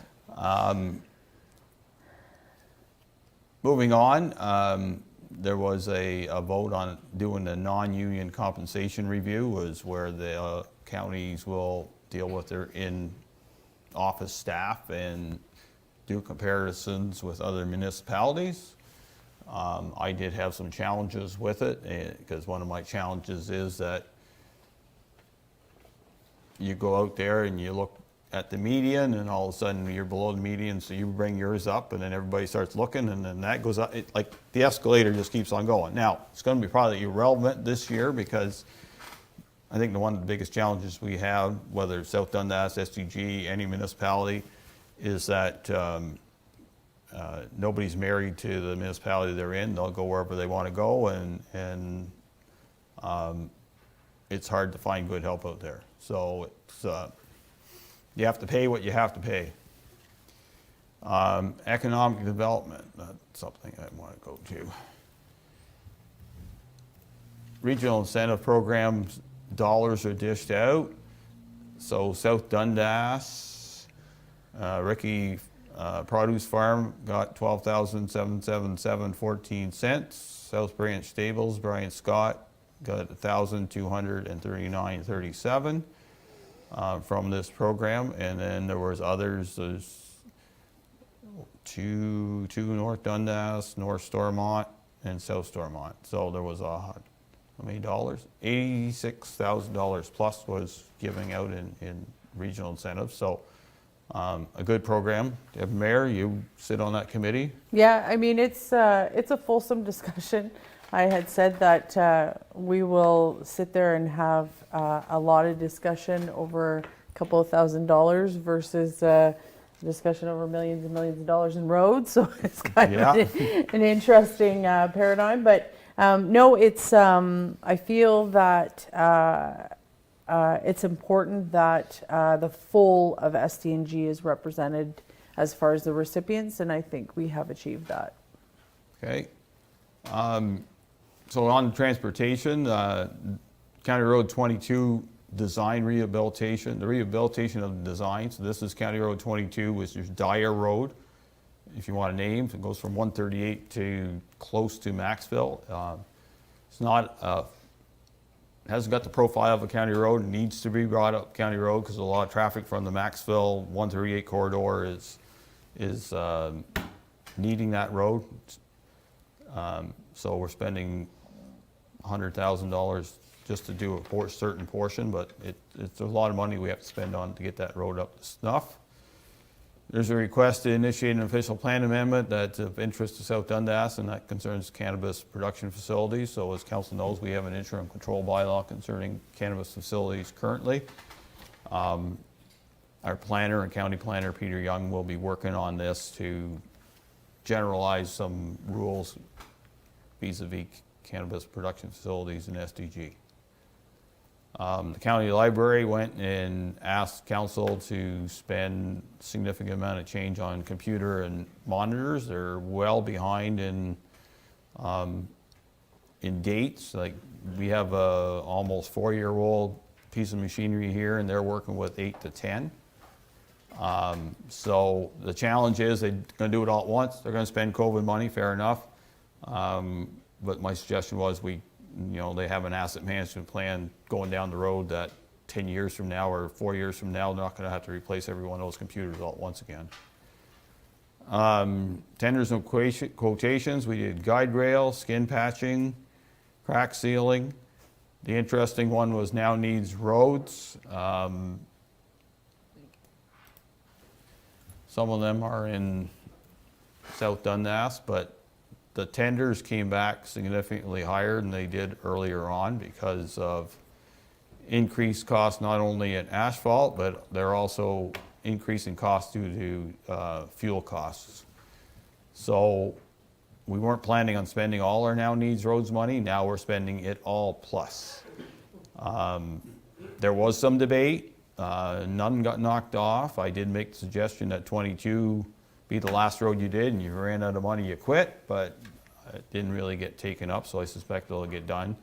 Now, counties do have a good reserve base, so that's a good thing. However, we might be leaving the next council a little bit more strapped than they'd like to see, but it includes roads like 31 and 7 in South Dundas. So, but here, just the AC cement index went up from $732 to over $1,000 in 1 month. So that's per ton of asphalt. So yeah, it's absolutely gone crazy based on oil. Oil's coming down now, so hopefully it readjusts back down again. But we'll see where it goes. So. We like good roads in SDG. They come at a price, unfortunately. And the same with bridges. We did a municipal drain culvert pre-purchase, and then the Hosig Bridge replacement. That's east of Elks Hill on 18. Ferguson Bridge rehabilitation. That's on 18, closer to St. Andrews. Black Creek is on 18, west of Haynesville, I believe, or east of Haynesville. It's in between there. Yeah, that's all got to be fixed. They all came in over budget, so we're spending another $500,000 extra. We have $2 million in the bridge reserve, so we're good. But everything has gotten a lot higher. Like no wonder Harold was giddy when he looked at how much we're paying. Now, hopefully everything goes well in our project on Taylor Road, but everything was costing more. Roadside weed spraying was also approved. The clerk brought forth the delegation authority for the lame duck period in at the last council meeting, and I did say it was a bit too early, and I didn't know where it was going, but council did not, agreed with me, and it got actually defeated instead of deferred, so we'll leave it up to Madam Clerk to fix that mess up when she comes back with it. So it was just too early. April was too early. And, you know, as I say, we don't know even the numbers yet. You know, I can speculate numbers probably won't be the way it is, but if it came back in July, I think it was fair enough to work with, and I suspect we will have something in July to look at too. For those who don't know what that means, and Councillor Mellon went through it the last time, is that once if council goes lame duck, means 4 out of 5 have to run. If you only have 3, you can only do so much, and you can delegate that authority to CAO. And the warden was included with this, and that made me cringe, I'm sorry. But it's the only way the corporation can survive if something major happens. Somebody's got to here to run it, and council couldn't do it, so that's the reason for it. What other major things? Physician recruitment. There was a discussion at counties because the Glengarry District Hospital wanted to do $5,000 Yep. for doctor recruitment, and council wasn't comfortable with that, so that got halted. They're still discussing on the potential of the automatic school bus arm camera and how that program and how that has to work, and we're not there yet. The 2024 snowplow purchase, which is an interesting point for this council. So at the last county council meeting, which I did not attend, Direct Transportation wanted to project, we buy 1 plow a year. That just actually works out well to keep the plow 20 years, so 20 years you run a new plow. So they were trying to think ahead because, as Councillor Wells already knows, it's not easy to get vehicles these days. They can get the equipment, so the box, the wings, the plow, the whole 9 yards. They could not get a bid on a chassis. There's nobody out there that will bid a chassis in 2024 right now. So just interesting to note that if we need vehicles, it's not getting any better. So, and we did pass a resolution of support for Ukraine. Just on the doctor recruitment, they may reach out to you. So, as usual, busy county council meeting is stopped at 1 o'clock, 9 to 1, one small break. So, we're busy. Any comments, questions, concerns? Okay. Cemetery Board. Iroquois District Business Group meeting. Yes, I did go to a meeting. I will pass these around. I have one at home, so you don't have to keep one, but this is what that committee is ready to do this year. There's a full page of activities between them and what's going on in the village of Iroquois specifically.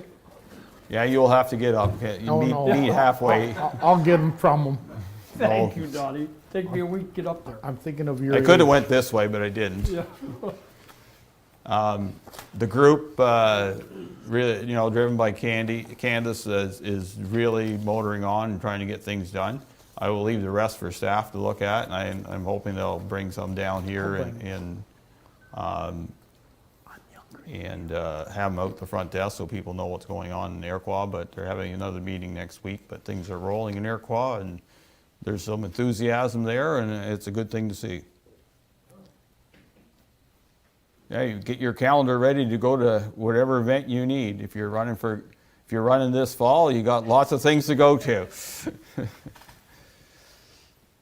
Morsby BIA.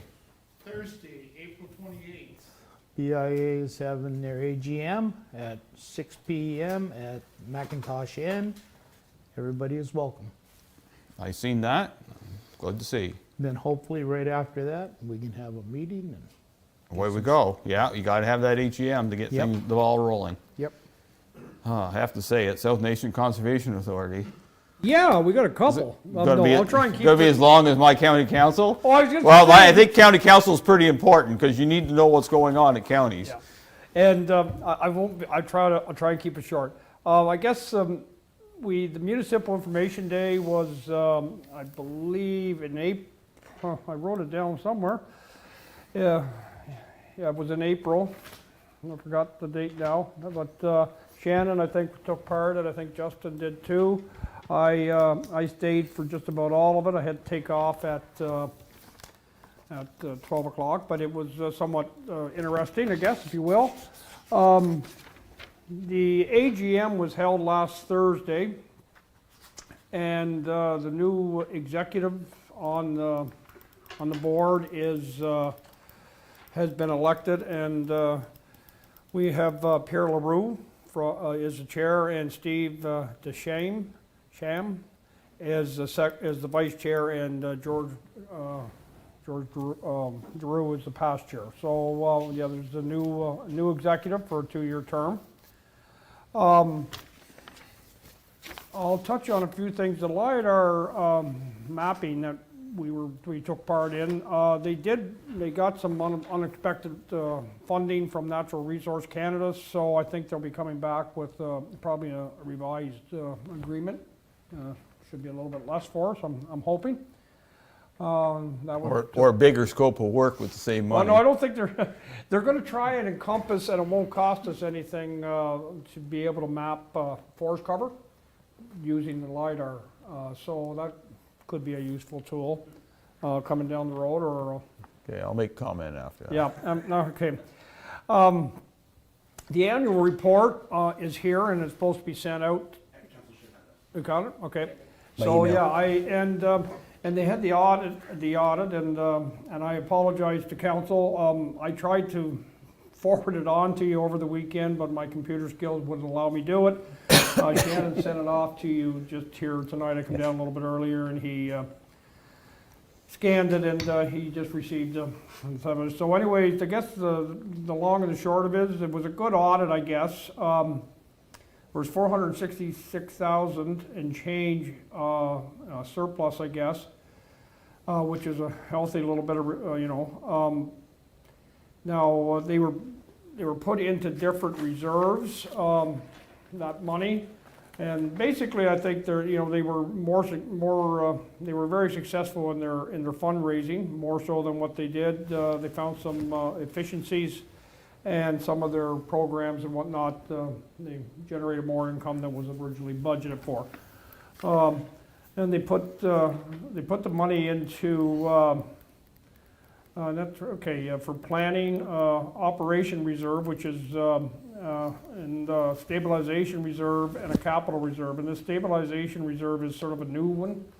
They didn't have it before. It's sort of to protect them, I guess, a little cushion for unexpected things maybe that'll come down the pipe with the new Conservation Act and whatnot, anything that might throw them off there. So, and we also withdrew, I guess, if you will, I think it was 107,000 for hazard tree removal. That was something that we discussed at a budget time, but it wasn't budgeted for. They thought if they could find the money in the budget or in a surplus, they would go ahead with that. So that was taken out of the reserves to do this hazard tree removal project. They started in 2021, but they want to get it finished this year.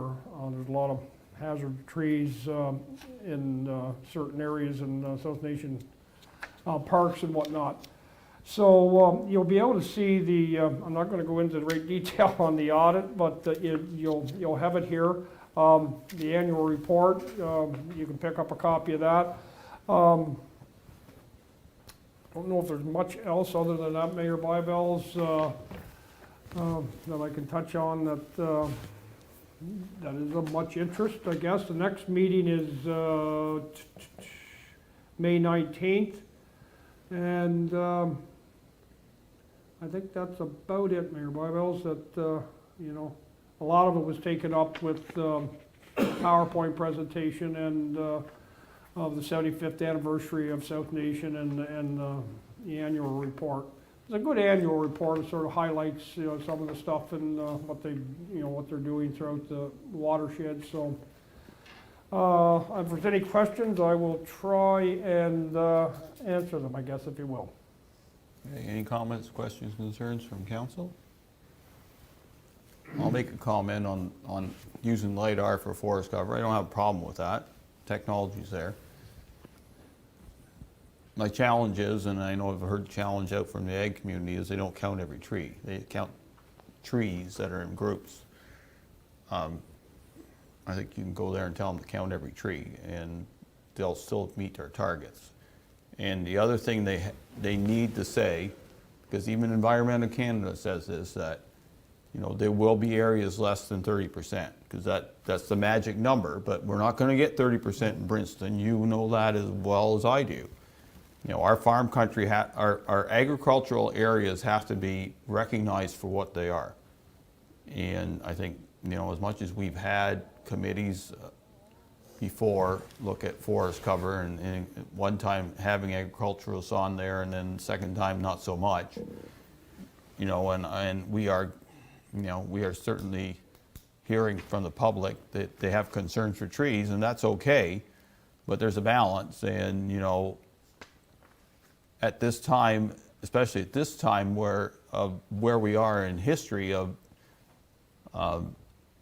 being challenged with another war, the potential of less food stocks available, there has to be recognition that agriculture, besides the dollars it brings into municipalities, from an economic point of view, have to be recognized that the 30% doesn't work everywhere. 30% is a nice general number, but last I checked, you can't eat a tree unless it's got nuts and berries on it, and you're still going to run out. And that's, I'm saying this as a person who does farm, but also from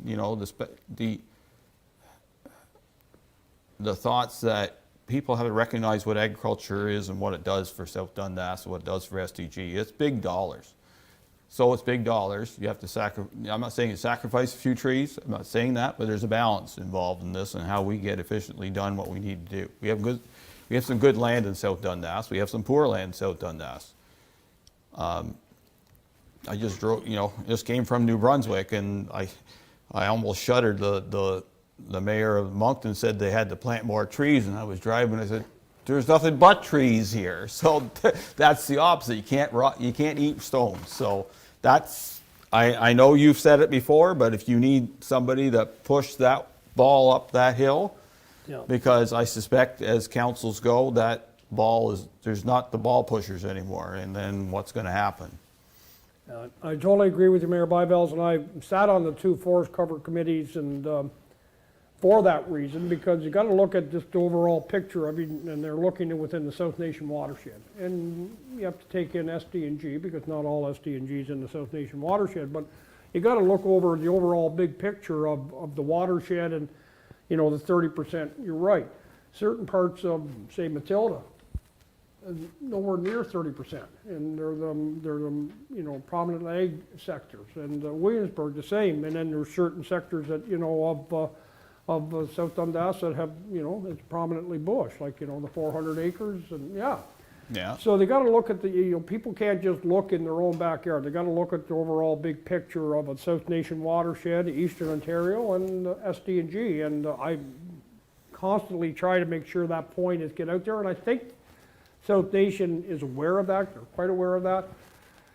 They try to make sure that point is taken, and I don't, but you're right. You got to make sure that you keep hammering that out there, because excuse me, the overall picture of 30% in certain areas in South Dundas just isn't realistic, and in other areas, in South Dundas, just in South Dundas, we have more than 30% forest cover. But, so you're absolutely right. Oh, the one other thing, I guess, Mayor Bybels, they did give us a breakdown on Category 3 programs and stuff, and there'll be agreements and memorandums of understanding and agreements that'll be coming back, and part of that'll be the forest cover, forest acquisition levy, and how that'll be dealt with. That could be, But basically, they gave us a breakdown on the Category 3 programs that they're working on. That doesn't get done until the end of 2023, I believe. 24. Yeah, 24, yeah, 24. So it's, Couple of years but they down have the some road. time to get these done, but they have to get these agreements and meet with the different municipalities and the CEOs and the mayors and whatnot, so, yeah. But it was a good AGM, I guess, you know, so we got some new executive and, like I say, I apologize I didn't get you that audit report. I tried several times to. Don't feel too bad. I wouldn't have looked at it anyway yet. Okay. But yeah. It's the wrong time of year. Anything further from any members, council? I just got one more. Go ahead. For Councilor Mellon. On, when we're talking about the tree canopy and that, what involvement is South Nations when it comes to like the 320 acres that just got cleared from Brinson Road going east? And what butts up to Two Creeks thing there? Is there any involvement when someone comes in and starts a massive tree cutting like that? Or they just can do it? Well, not really. I mean, the South Nation really doesn't have that jurisdiction over unless it's in a regulated or an unregulated or a floodplain. You know, that's where. Wetlands or nothing comes into play? Yeah, like if it's in wetlands, yes, or if it's in a floodplain, yes. South Nation has the jurisdiction over that. But if you're in an area that is not that, They just can cut them? yeah, I Okay. mean, so. No, I just wondering where it comes in. South and- Nation jurisdiction is limited to the floodplains, you know, and provincially significant wetlands and that sort of thing. Yeah. So as far as that goes. That's it for me. Okay. Horsesburg Waterfront.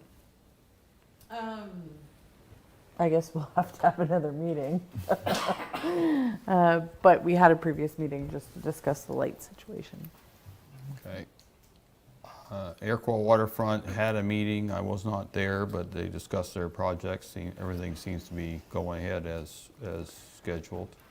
South Branch Community Fund, No, nothing, Carmen House. Not yet. Dundas County Archives had a meeting. I was not there. Anything new, Madam Clerk, from there? The only decision at the committee is that they will be opening to the public now, effective today, by appointment only. So that messaging has been reflected on our website and the municipality of North Dundas and the updated signage for the front door. Okay, thank you. Tourism Advisory Committee, Can I just ask a question about the Carmen House? on what, sorry? The Carmen House? Go ahead. So what are we doing so it's just not, like, what are we doing with that? I just, you know, we sat there, prior to the election, talked about, you know, supporting it, doing a bunch of stuff. We seem to have, taken care of the outstanding issues that had to do with building code, but now we have a dead museum that doesn't seem to be moving. I've tried to call Murray a couple times and he's But- not at home. Respectfully, I don't know, though, I should move on to some other member of the committee or?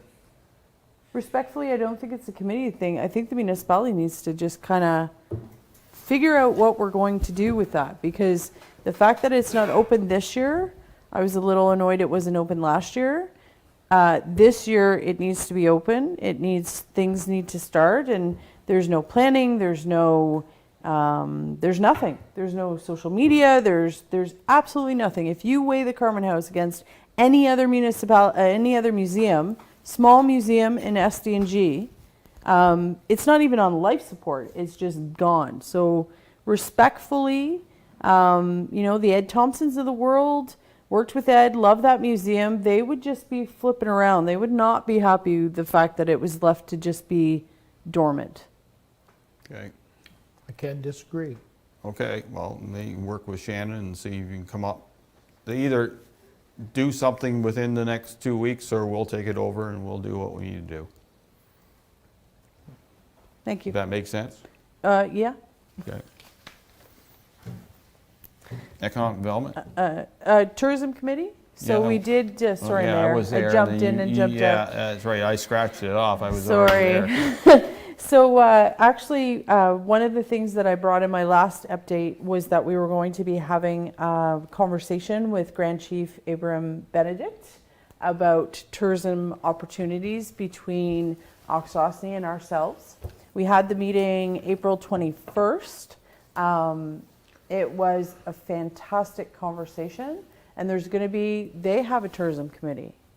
So there's going to be further discussion, and Grand Chief will facilitate that. But it was, we talked a lot about our historical plaques. Apparently, unbeknownst to me and probably the rest of council, there is going to be an Indigenous part in the history plaques that the counties are doing. Did they let you know about that? Okay. It was a surprise to me too. For Morseburg. So, Oh, for oh Morseburg. yeah. So that was kind of a surprise. Great. But there is that conversation. So I do believe that there could be something really neat happen out of that discussion. So Yeah, that's Yeah. good. Economic development. and meeting is tomorrow, and I won't be there, but I'm sure they'll have a good meeting. Doctor advisory. Shall I dare us to ask? Well, now it seems like the county discussion is going to create more work because they weren't aware of what was going on our end. They're starting where we were 3 years ago, thinking that money will solve the problem, and money will not solve the problem. Money helps the problem, but it doesn't solve it. So until the province moves on allowing a nurse practitioner clinic or what have you, not much we can do. Well, we'll have to push our candidates in the That's next right. month over the election, see where it goes. No disrespect to you, Deputy Mayor, but Oh, bring it on. any comments, questions on anything from any member of council on anything? Okay. J.W. McIntosh Waste Disposal Request Follow-Up. I'm assuming this is all verbal since we have no So report. there's no, okay. So, since the letter came in on March 17th, we have done a little bit of homework as far as what current residents are doing around South Dundas. It seems to be all over the place, to be honest. If we look at, for example, Morris Glen Court in Morrisburg, they've got a dumpster. Annette Street, they're allowed 15 bags allotted. Hartford, of course, has dumpsters because they're under the institutional umbrella. Cornwall Area and Housing, they have a dumpster. J.W. McIntosh have the currently 14 bags. But Hess Street has 25 bags allotted in 2009. So it seems to be all over the place. When I look at the bylaw under dwelling unit, it basically indicates that any establishment in which one or more persons may sleep and are provided with culinary and sanitary facilities for their exclusive use. I did actually have a conversation with J.W. McIntosh today. They're all individual units that have their own kitchen, sleeping quarters. They do assist with the garbage area to help, like a central area for the garbage. So based on that, I think we need a little bit of work on our bylaw just to redefine it a little bit.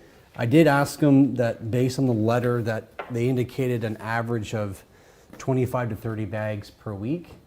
I asked them if council agreed to 35 bags for the week, would that be sufficient? And they indicated yes, it would be.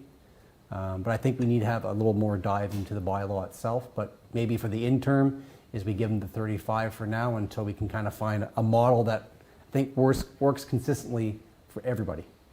Okay, how many units do they have? They have 38, Okay, so in theory, they should 76. have 2 bags per 76 times total. 38. Yeah, Now, we all know that the people who live there mainly manage probably with 1 bag or less a week. Correct. For the most part, not all, because Right. some of them will have some other challenges, but yeah. She seemed to think 35 would be more than enough to do them, because they said their average is 25 to 30, so it gives them a little bit extra in case one week they're over a little bit, but that's kind of what we're looking at right now. and then their kitchen and Meals on Wheels is on top, or is that part No, of that? that's separate, but that's more of, it gets dispersed out, right, amongst people throughout the community as far as the Meals on Wheels. So they make all their meals there. That's probably part of the garbage as well, too. Yeah, they're gonna make some garbage, I Right. don't care what you do. But You're a still lot of the gonna have meals are then containers. dispatched out to residents Yeah, around that I South know, Dundas. yeah. I guess I wasn't here for the council discussion. The only comment I will make, I think we have to treat them as fairly as possible. I think, I know that there's an apartment unit just up the road there, and they probably have more bags per unit than the Macintosh Center. Well, it's actually Parkville Drive is the apartment complex, and JW McIntosh Center is the center that's been added on and with the kitchen and the hall facilities along with everything else. So they are a nonprofit, so it's not like there's money. The Morris Glen and the Iona one are run by the city of Cornwall now. They used to be run by Cornwall area housing, but that corp is tailing off and the city runs it. Counties are involved in that because our joint services committee now dictates what goes on there. I will say that the people from the city are recognizing that there's more than Cornwall and Cornwall SDG, mainly a role of the committee, myself included. So I think that'll work. It's just we got to deal with this on a fair basis and go from there. So one thing, council can comment, but I think in the end you're going to have to bring a report to council and figure this out. I don't like this nothing thing. Absolutely. Sorry. Yep. Yeah, I've done a lot of work there at the Macintosh, and their diversion plan, like their garbage room is amazing. Like it's all the tenants help out. They're down there. I mean, like the garbage coming, it's all separated. It's set up, so they definitely wouldn't be abusing it, and I have no issue. And I think at 35 bags, which you probably won't even get close to, because I'm sure a lot of them will take a little bag like that for the week and put it over Martha's one bag. So I think at 35 bags, which I think they're all individual senior units, I have no issue because I know they don't abuse it because I've seen it firsthand. So I'm more uncomfortable at the 35 bags. Now, Mellon? Yeah, I am too. I mean, they're individual living units, so it's sort of hard for us to not give, so I have no problem with 35. I think we need to look at it, make sure we're being consistent and fair across the board with everybody else, but I'm good with 35. I don't have an issue with 35. I had the issue at 76. I think 35 is very reasonable. Okay. Yeah, more than fair. Yep. Okay. So So what I'll- start with that and then. I'll bring a report let's back next check meeting. it out and Yep. do some research and see what's really fair. If that's fair, that's good. They're happy, we're happy. Yep, okay. Backyard chickens. Okay, here we go again. Backyard chicken plan update. I will let you speak first and Yes, I will. certainly. Okay. So we have, in dealing with a bunch of other things that the planner has been dealing with, we're kind of a little bit delayed on the backyard chicken public information session. The one thing we wanted to bring to council's attention is that based on the new information that came out in beginning of April from the OMAFRA in regards to the avian influenza that's being carried through birds right now, a lot of municipalities who are actually going down the same route as us as far as a pilot program have put it on pause for this year and looking at hopefully introducing it next year, hopefully once this has passed over. So we're looking for some direction on council on how they want to proceed, but at this time it's the planner's recommendation as well as staff that we kind of put a pause on this until we get over this influenza in Ontario. Okay, I fully agree. I would, as soon as the avian flu hit Ontario, there are backyard chickens flocks that have been part of this avian flu. Doesn't hurt humans, like it's not a human disease, but Brome Lake ducks just lost all their breeding ducks in Quebec, and it takes them 10 months to get that back up. So it's a big thing to the agricultural industry. We don't have any flocks in South Dundas per se. There's no layers, there's no broilers left. But we are part of SDG, and South Glengarry in North Lancaster has had some bird. 3, I think. Yeah, and they're all crammed together. So Yeah. it's not good for the industry. And I certainly wouldn't want to start a backyard chicken program in South Dundas and land up being the culprit that we had a backyard chicken flock that got avian flu, and doesn't really spread that way, but another bird can get it from there and move it on, and that's the problem. It goes with migration. I was never a big fan in the first place, so this just really kiboshes it in my plan for now. Council can always change their mind if it makes sense, but it does not make sense at this time. I don't think we need one more, even if it's a bird pandemic. I'm just over the pandemic thing. So I think we should err on the side of caution with this. I think that you're right. I wouldn't want to contribute to it. It's serious enough to call entire flocks, right? That's what they're doing in South Glengarry. So I don't want to add to this, but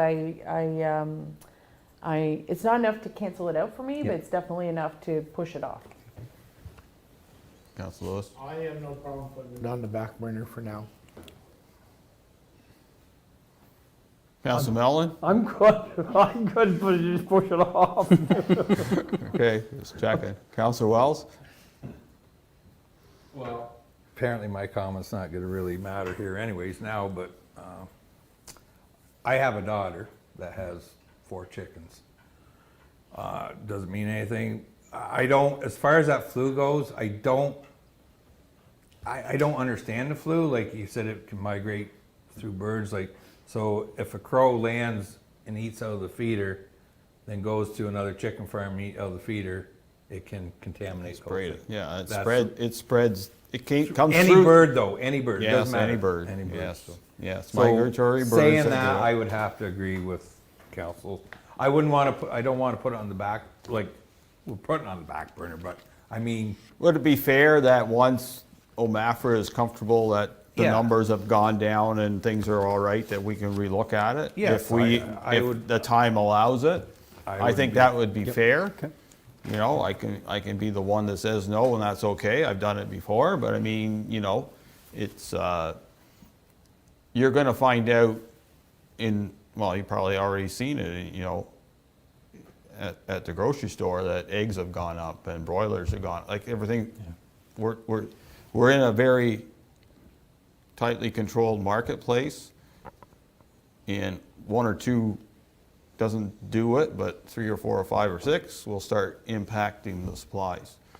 And if you really want to make a big mess of it, and Elizabethtown Kitley, so it's actually was talking the same discussion here at their last council meeting, Burnbraes and Lynn, if they get it, just think of it, how many chicken barns are all hooked together there. So you just don't, it seems simple, like, and I no disrespect to those who have, the flock of 4, and we do have legal areas. In rural areas, you can do flocks of 4, that's no problem. This was more for villages and more urban areas. But there's risks you don't want to take, and at this point in time, it's not one you want to do. It's big money to the ag industry.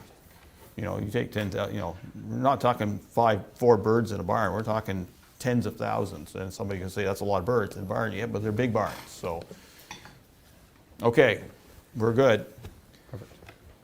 Key information report on fleet repairs, one of our favorite topics, and I'm not picking on our director, and we actually had a conversation today, so I asked him to bring something to council, because we've eaten half our budget up in 3 months, and he's not going to make it any better. So I think council needs to be aware of what's going on with the fleet and some of the other issues we're having with whatever, and you can make comments as you wish, but we tried to do the right thing when we budgeted, and it's not going to be even close.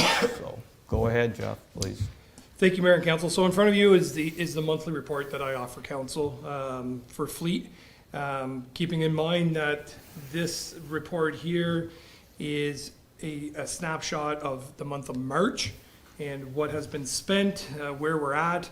So right now, presently, we're at $87,954.41 of a budget of $175,000.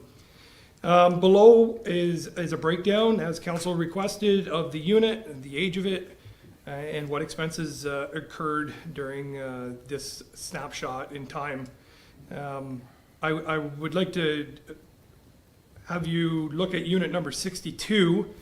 That's an older truck, but regardless of the fact, that damage was done because during a nice rain event, the front tire chain came off, which caused damage to the hood. And like everything else in the world, costs have gone up. I've heard it said numerous times tonight that cost is a reflection of what's happening in the world. And that was a chain of events, and excuse the pun, when the tire chain broke, it caused damage to the hood, the airlines, the brake chamber, and the wheel. So it was just an accumulation of events that we could not control. Other causes, and Mayor Byveld and I discussed it today about operation of vehicles and abuse. None of that is coming into play. These are just strictly, I want to refer to it as the cost of doing business. The trucks roll and things happen.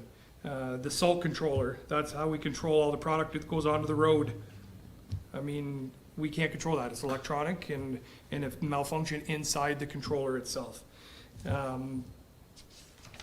Another topic is Unit 103. That's the truck that rolled over on its side. So those costs are going to go against the insurance claim. So, but I wanted to identify them on what it was. That's where we're at.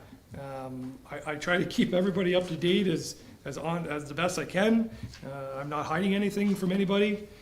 On a good note, our excavator returned today. So we'll utilize that for the next 30 days. We'll put it through, we'll get it out brushing on roads that we're doing capital projects on, just in case anything goes wrong within that 30-day window of it coming back. On the downside of it, the plus side, we saved a float charge, but the downside is the grader is now in at the same facility with electronic transmission. It keeps popping out of gear. For when we get grading with it, it comes under load. Whatever is going on, it's an electronic transmission. It'll just pop out of gear and it'll leave you sitting there in the center of the road. So it's now in there getting it looked at. That's where we're at with fleet. We have a good fleet. It's just when things go wrong, they seem to really go wrong. And we have some max force engines in some of our machines, and we're seeing issues with that. Now, we can see issues with a Cummins, just like a Detroit engine. When you start talking about the brains of a vehicle and the heartbeat of a vehicle, it's the engine. And when things go wrong, they cost you money, unfortunately, and they're big dollars now. And we're seeing that. Mayor Byveld, you made reference to how the costs have increased with everything that you see. This is a reflection of what we see. Is $175,000 enough? The way we're going right now, no, it's not. But I'll keep everybody posted as we're going, and as we approach that threshold, maybe I can look into the magic ball and I can see what kind of repairs are going to need to be done, because we're hitting safety season now. And we have 9 plow trucks that need to be safetied, and now keep in mind, for the months of April, May, June, July, up to November, 4 trucks come off the road. We do not license 4 of those vehicles, so they'll sit parked. But that still means that 5 other ones are going to be rolling all the time as a tandem dump truck. So I wish I had the right answers. I don't at this time. We're being diligent in everything that we do. My mechanic is watching costs. It's just, we have to fix them as they break. I can answer any questions which you might have at this time. Okay, thanks, Jeff. Councilor Wells? Don't really have a lot to add to it. We're the one that set the budget, so, and due to the last 6 months, like we all know with the war and everything, prices, everything's going up. The only thing I do want to comment on is the salt controller. Because back, how many did this council put in the trucks, or was it all done prior? Just the one? Yeah, Is that the one? Excuse me, Mr. Mayor, through you, actually. When we first came on board, we were short one truck, and you told me to proceed with the one. No, it's not this one. Okay. But again, it's just I know there's a something with light- electronics. I wasn't sure, the only reason I brought that up was just a comment because I know we talked about it earlier in this, at the beginning. I wasn't just sure how many, and like a little electronic unit to put salt out, it just seems like quite a bit of money. Anyways, that's the only comment I had. Comment, I'll say on Dickie John, if it says Dickie John, you can put a zero behind it, and that's where it is. That stuff is good, but if it breaks, it's expensive to repair. Go ahead, Jeff. And just to add a little more context to that, just to set the complete truck up was around the 10,000, 12,000 mark. So the Dickie John is just one aspect of that system that we did. So, but if you don't have it, we're Use more not, we're not salt. regulating how much material's going on the road, and we're going back to the old ball valve on off style. So. Might have just keep in mind for the next one, maybe we should put the Dickie Johns on the sidewalk salt or sometime. It's on the lowest setting. Just saying. Councilor Mellon, any comments? Shit happens. I'm sorry. I mean, this stuff breaks. I see it on the farm. I mean, the costs are going and the availability of parts, and with that supply and demand comes an increase in cost, and it's unfortunate, you know, 175,000. At budget time, I didn't think it was enough, and we'll have to cross that bridge when we get to the 175,500 mark. And but I mean, it is what it is. I mean, Jeff's on top of it, the mechanic's on top of it. You know, stuff breaks. We gotta have stuff running. It's cost of doing business. Councilor Lewis? With the fleet that we got, yes, we all know it's gonna cost money, but what I don't like is to see 4 trucks sit in the garage from April to November. They don't move, and that can't be good on the trucks neither, because they're sitting there. Your electronics, they're not doing nothing. Your engines are not running. I honestly think when we take those 4 trucks off the road, we do more damage to them than we do help. That's my personal feelings, because those Cummings have to run. They can't be sitting still. And I wouldn't be afraid to say that 75% of our breakdowns is caused because they're sitting there in the shop. What do you think about that, Jeff? Go ahead. So through you, Mr. Mayor, I see it on both sides. One, by not having them on the road, we're saving the license plates. So there's a cost savings there. We're not putting fuel through them at $2 a liter.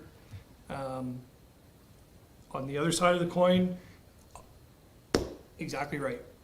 I know when a vehicle sits in my garage for a week, the brakes are tight. Yep. But with them not being on the road, that's the system that the counties use.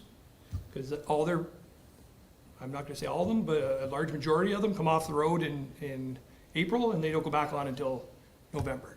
And that's the counties, and that's how they can extend the life of their vehicles. It's a twofold. I mean, I'll go either route. The problem with running them is we license them, but I don't have enough staff to physically drive them. And then you're doing the jump seat thing. You're driving this truck one day, and then you're driving that truck another day. And is that helping the truck eat too? Also, no, it's not.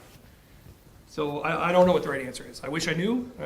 Right now, taking 4 off the road, I'm looking at the cost savings. Yep. The fuel and the license plates. I understand that, but I just don't see where that is helping the truck in the long run. You know, sure, if you take them off in the summer, yeah, you might get 20 years out of them. But on the other hand, to me, you're doing the engine and you're just hurting the truck more and more all the time. That's all I have to say. Okay. Yes, Mayor. You know, we've had a lot of conversations about this.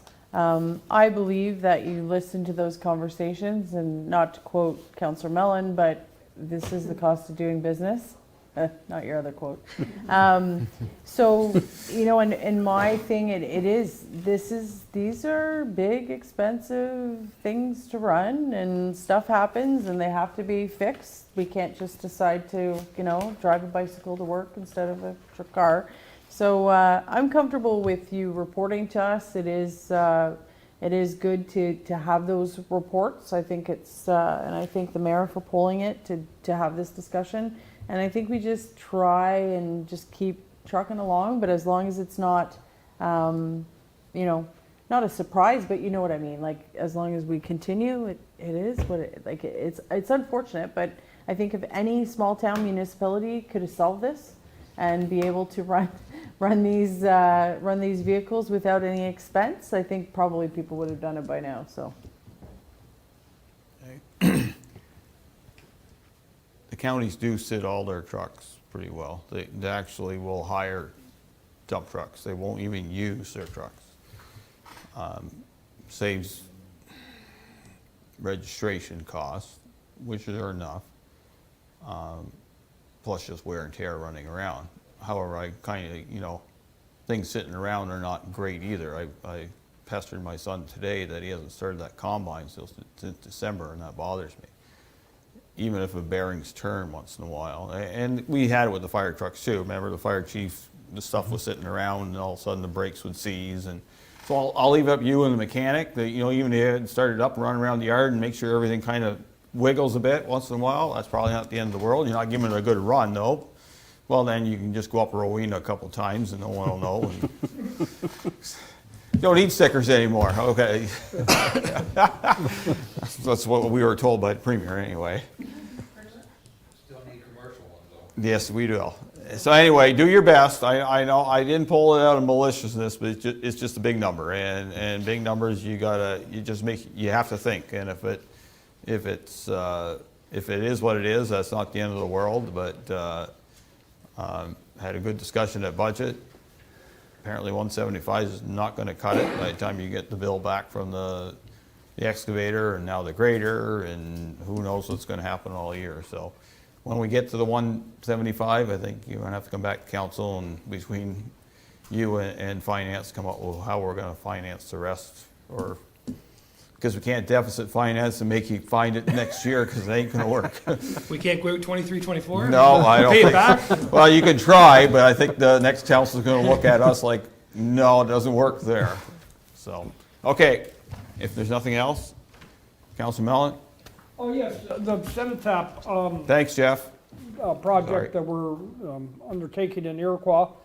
Last week we had a quick presentation by OPG, who made a generous donation, and the Legion Auxiliary, Women Auxiliary. And at that point we were talking about the old monument, I guess if you will, that was in front of the municipal center.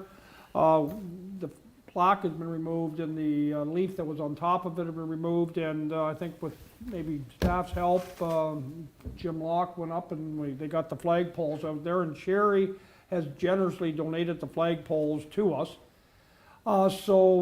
What I made the suggestion that I would come to council tonight and ask if council would approve Public Works to go in and remove what's left of the crumbling monument that's there. There's not that much, that it's fallen apart quite badly. So Sherry has made the very generous, like I said, very generous donation, And quite frankly, you know, that probably should have been taken care of when the municipal building, that old building, was sold, and it wasn't. And so, you know, I'm asking if council would approve, you know, Public Works go in with the backhoe and a dump truck. I'm following up on a real lead in here, ain't I? Yeah, cost of running our equipment. But anyways, I don't know how long it would take. I don't know if Jeff was able to have a look at it to give us any idea, but I was thinking an hour, but I've been wrong before. So I wonder if we would come in and clean that up with sort of save us trying to get somebody from the Senatop committee to come in and do an in-kind service, hopefully. They're about 85,000 towards their goal too, and there will be a project in Williamsburg, a scaled down project in 2023. That's sort of the preliminary plans right now. So, anyways, any questions, or if Jeff can, you know, staff can enlighten us on how much it would take to get rid of that? Well, I'll speculate a little bit. So you got backhoe for 2 hours, dump truck for 2 hours. You got landfill fees for whatever that tonnage is. That's what we charge everybody else. So I'm just thinking that way. I'm not saying no. I'm just putting it into the big perspective that, you know, you got to drive from Matilda or Williamsburg there. You got to deal with it. You got to, you know, it's never as easy as it sounds. And you're right. I was perplexed that you sold the building last term and nobody thought of that cenotaph. And I asked the deputy mayor at the time, and he said there was no plan, and didn't even talk to the Legions. I couldn't believe it. Like, and there it sat and on somebody else's property. You know, we're lucky that the person that bought it the second time is working with your committee and wanting to do something that makes sense. And now I'm hearing from Councillor Wells that we left half our stuff back there too, which even bothers me more. So, you know, that job wasn't done well. I'll leave it up to council. I'm thinking there's enough equipment laying around there right now doing a rental that can probably deal with that pretty quickly and more economically, but Councillor Wells has his hand up, so I'll turn it to him. Yeah, so you just want to remove the brick and the concrete slab there, correct? Yeah, basically just reinstate. And well, first of all, there wouldn't be 300-400 brick in that whole thing.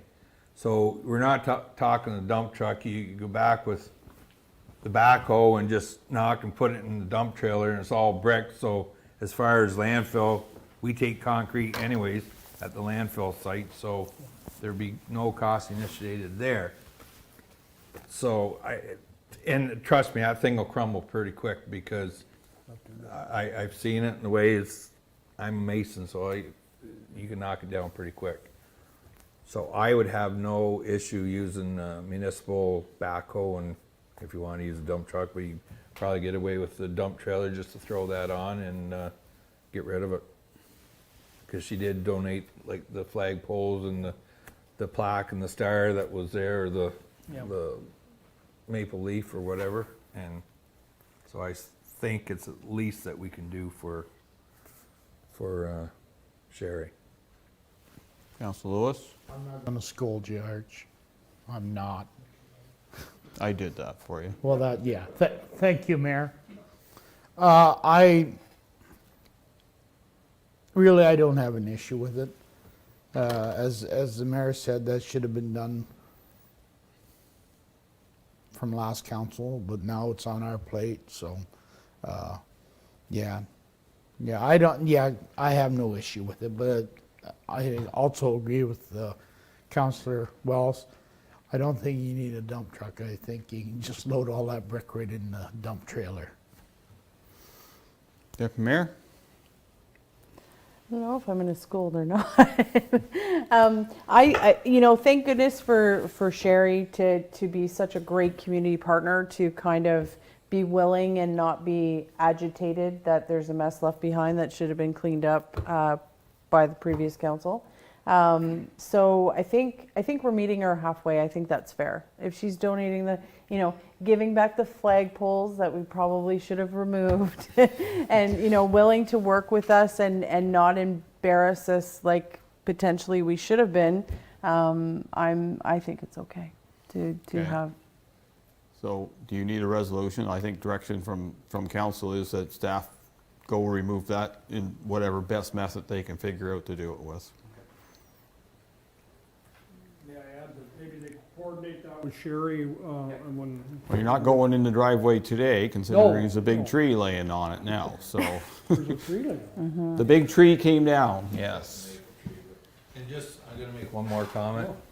She might even, as far as us going in and knock it down, like that is all gonna be parking lot there, so she'll be taking out probably 18 inches to 2 feet. So she might just use it for a subgrade fill anyways, but we still should go and offer our services and leave it up to her what she wants to do. Okay, that makes sense. Thank you. Okay. No notices of motion tonight? Okay, ratification by law, please. Moved by Councillor Mellon, seconded by Deputy Mayor Gardner, that bylaw number 2022-51, being a bylaw to adopt, confirm, and ratify matters dealt with by resolution, be read and passed in open council, signed and sealed. All heard the motion, those in favor, opposed if any, motion carries. So before I ask the clerk to read the last motion, I'd like to thank council for their work tonight, I'd like to thank staff for all their work and reports, and like to thank the audience for participating. Moved by Councillor Lewis, seconded by Councillor Wells, that council now adjourn at 8:46 p.m. to meet again at the call of the chair. All heard the motion, those in favor, opposed if any, motion carries. Thank you very much.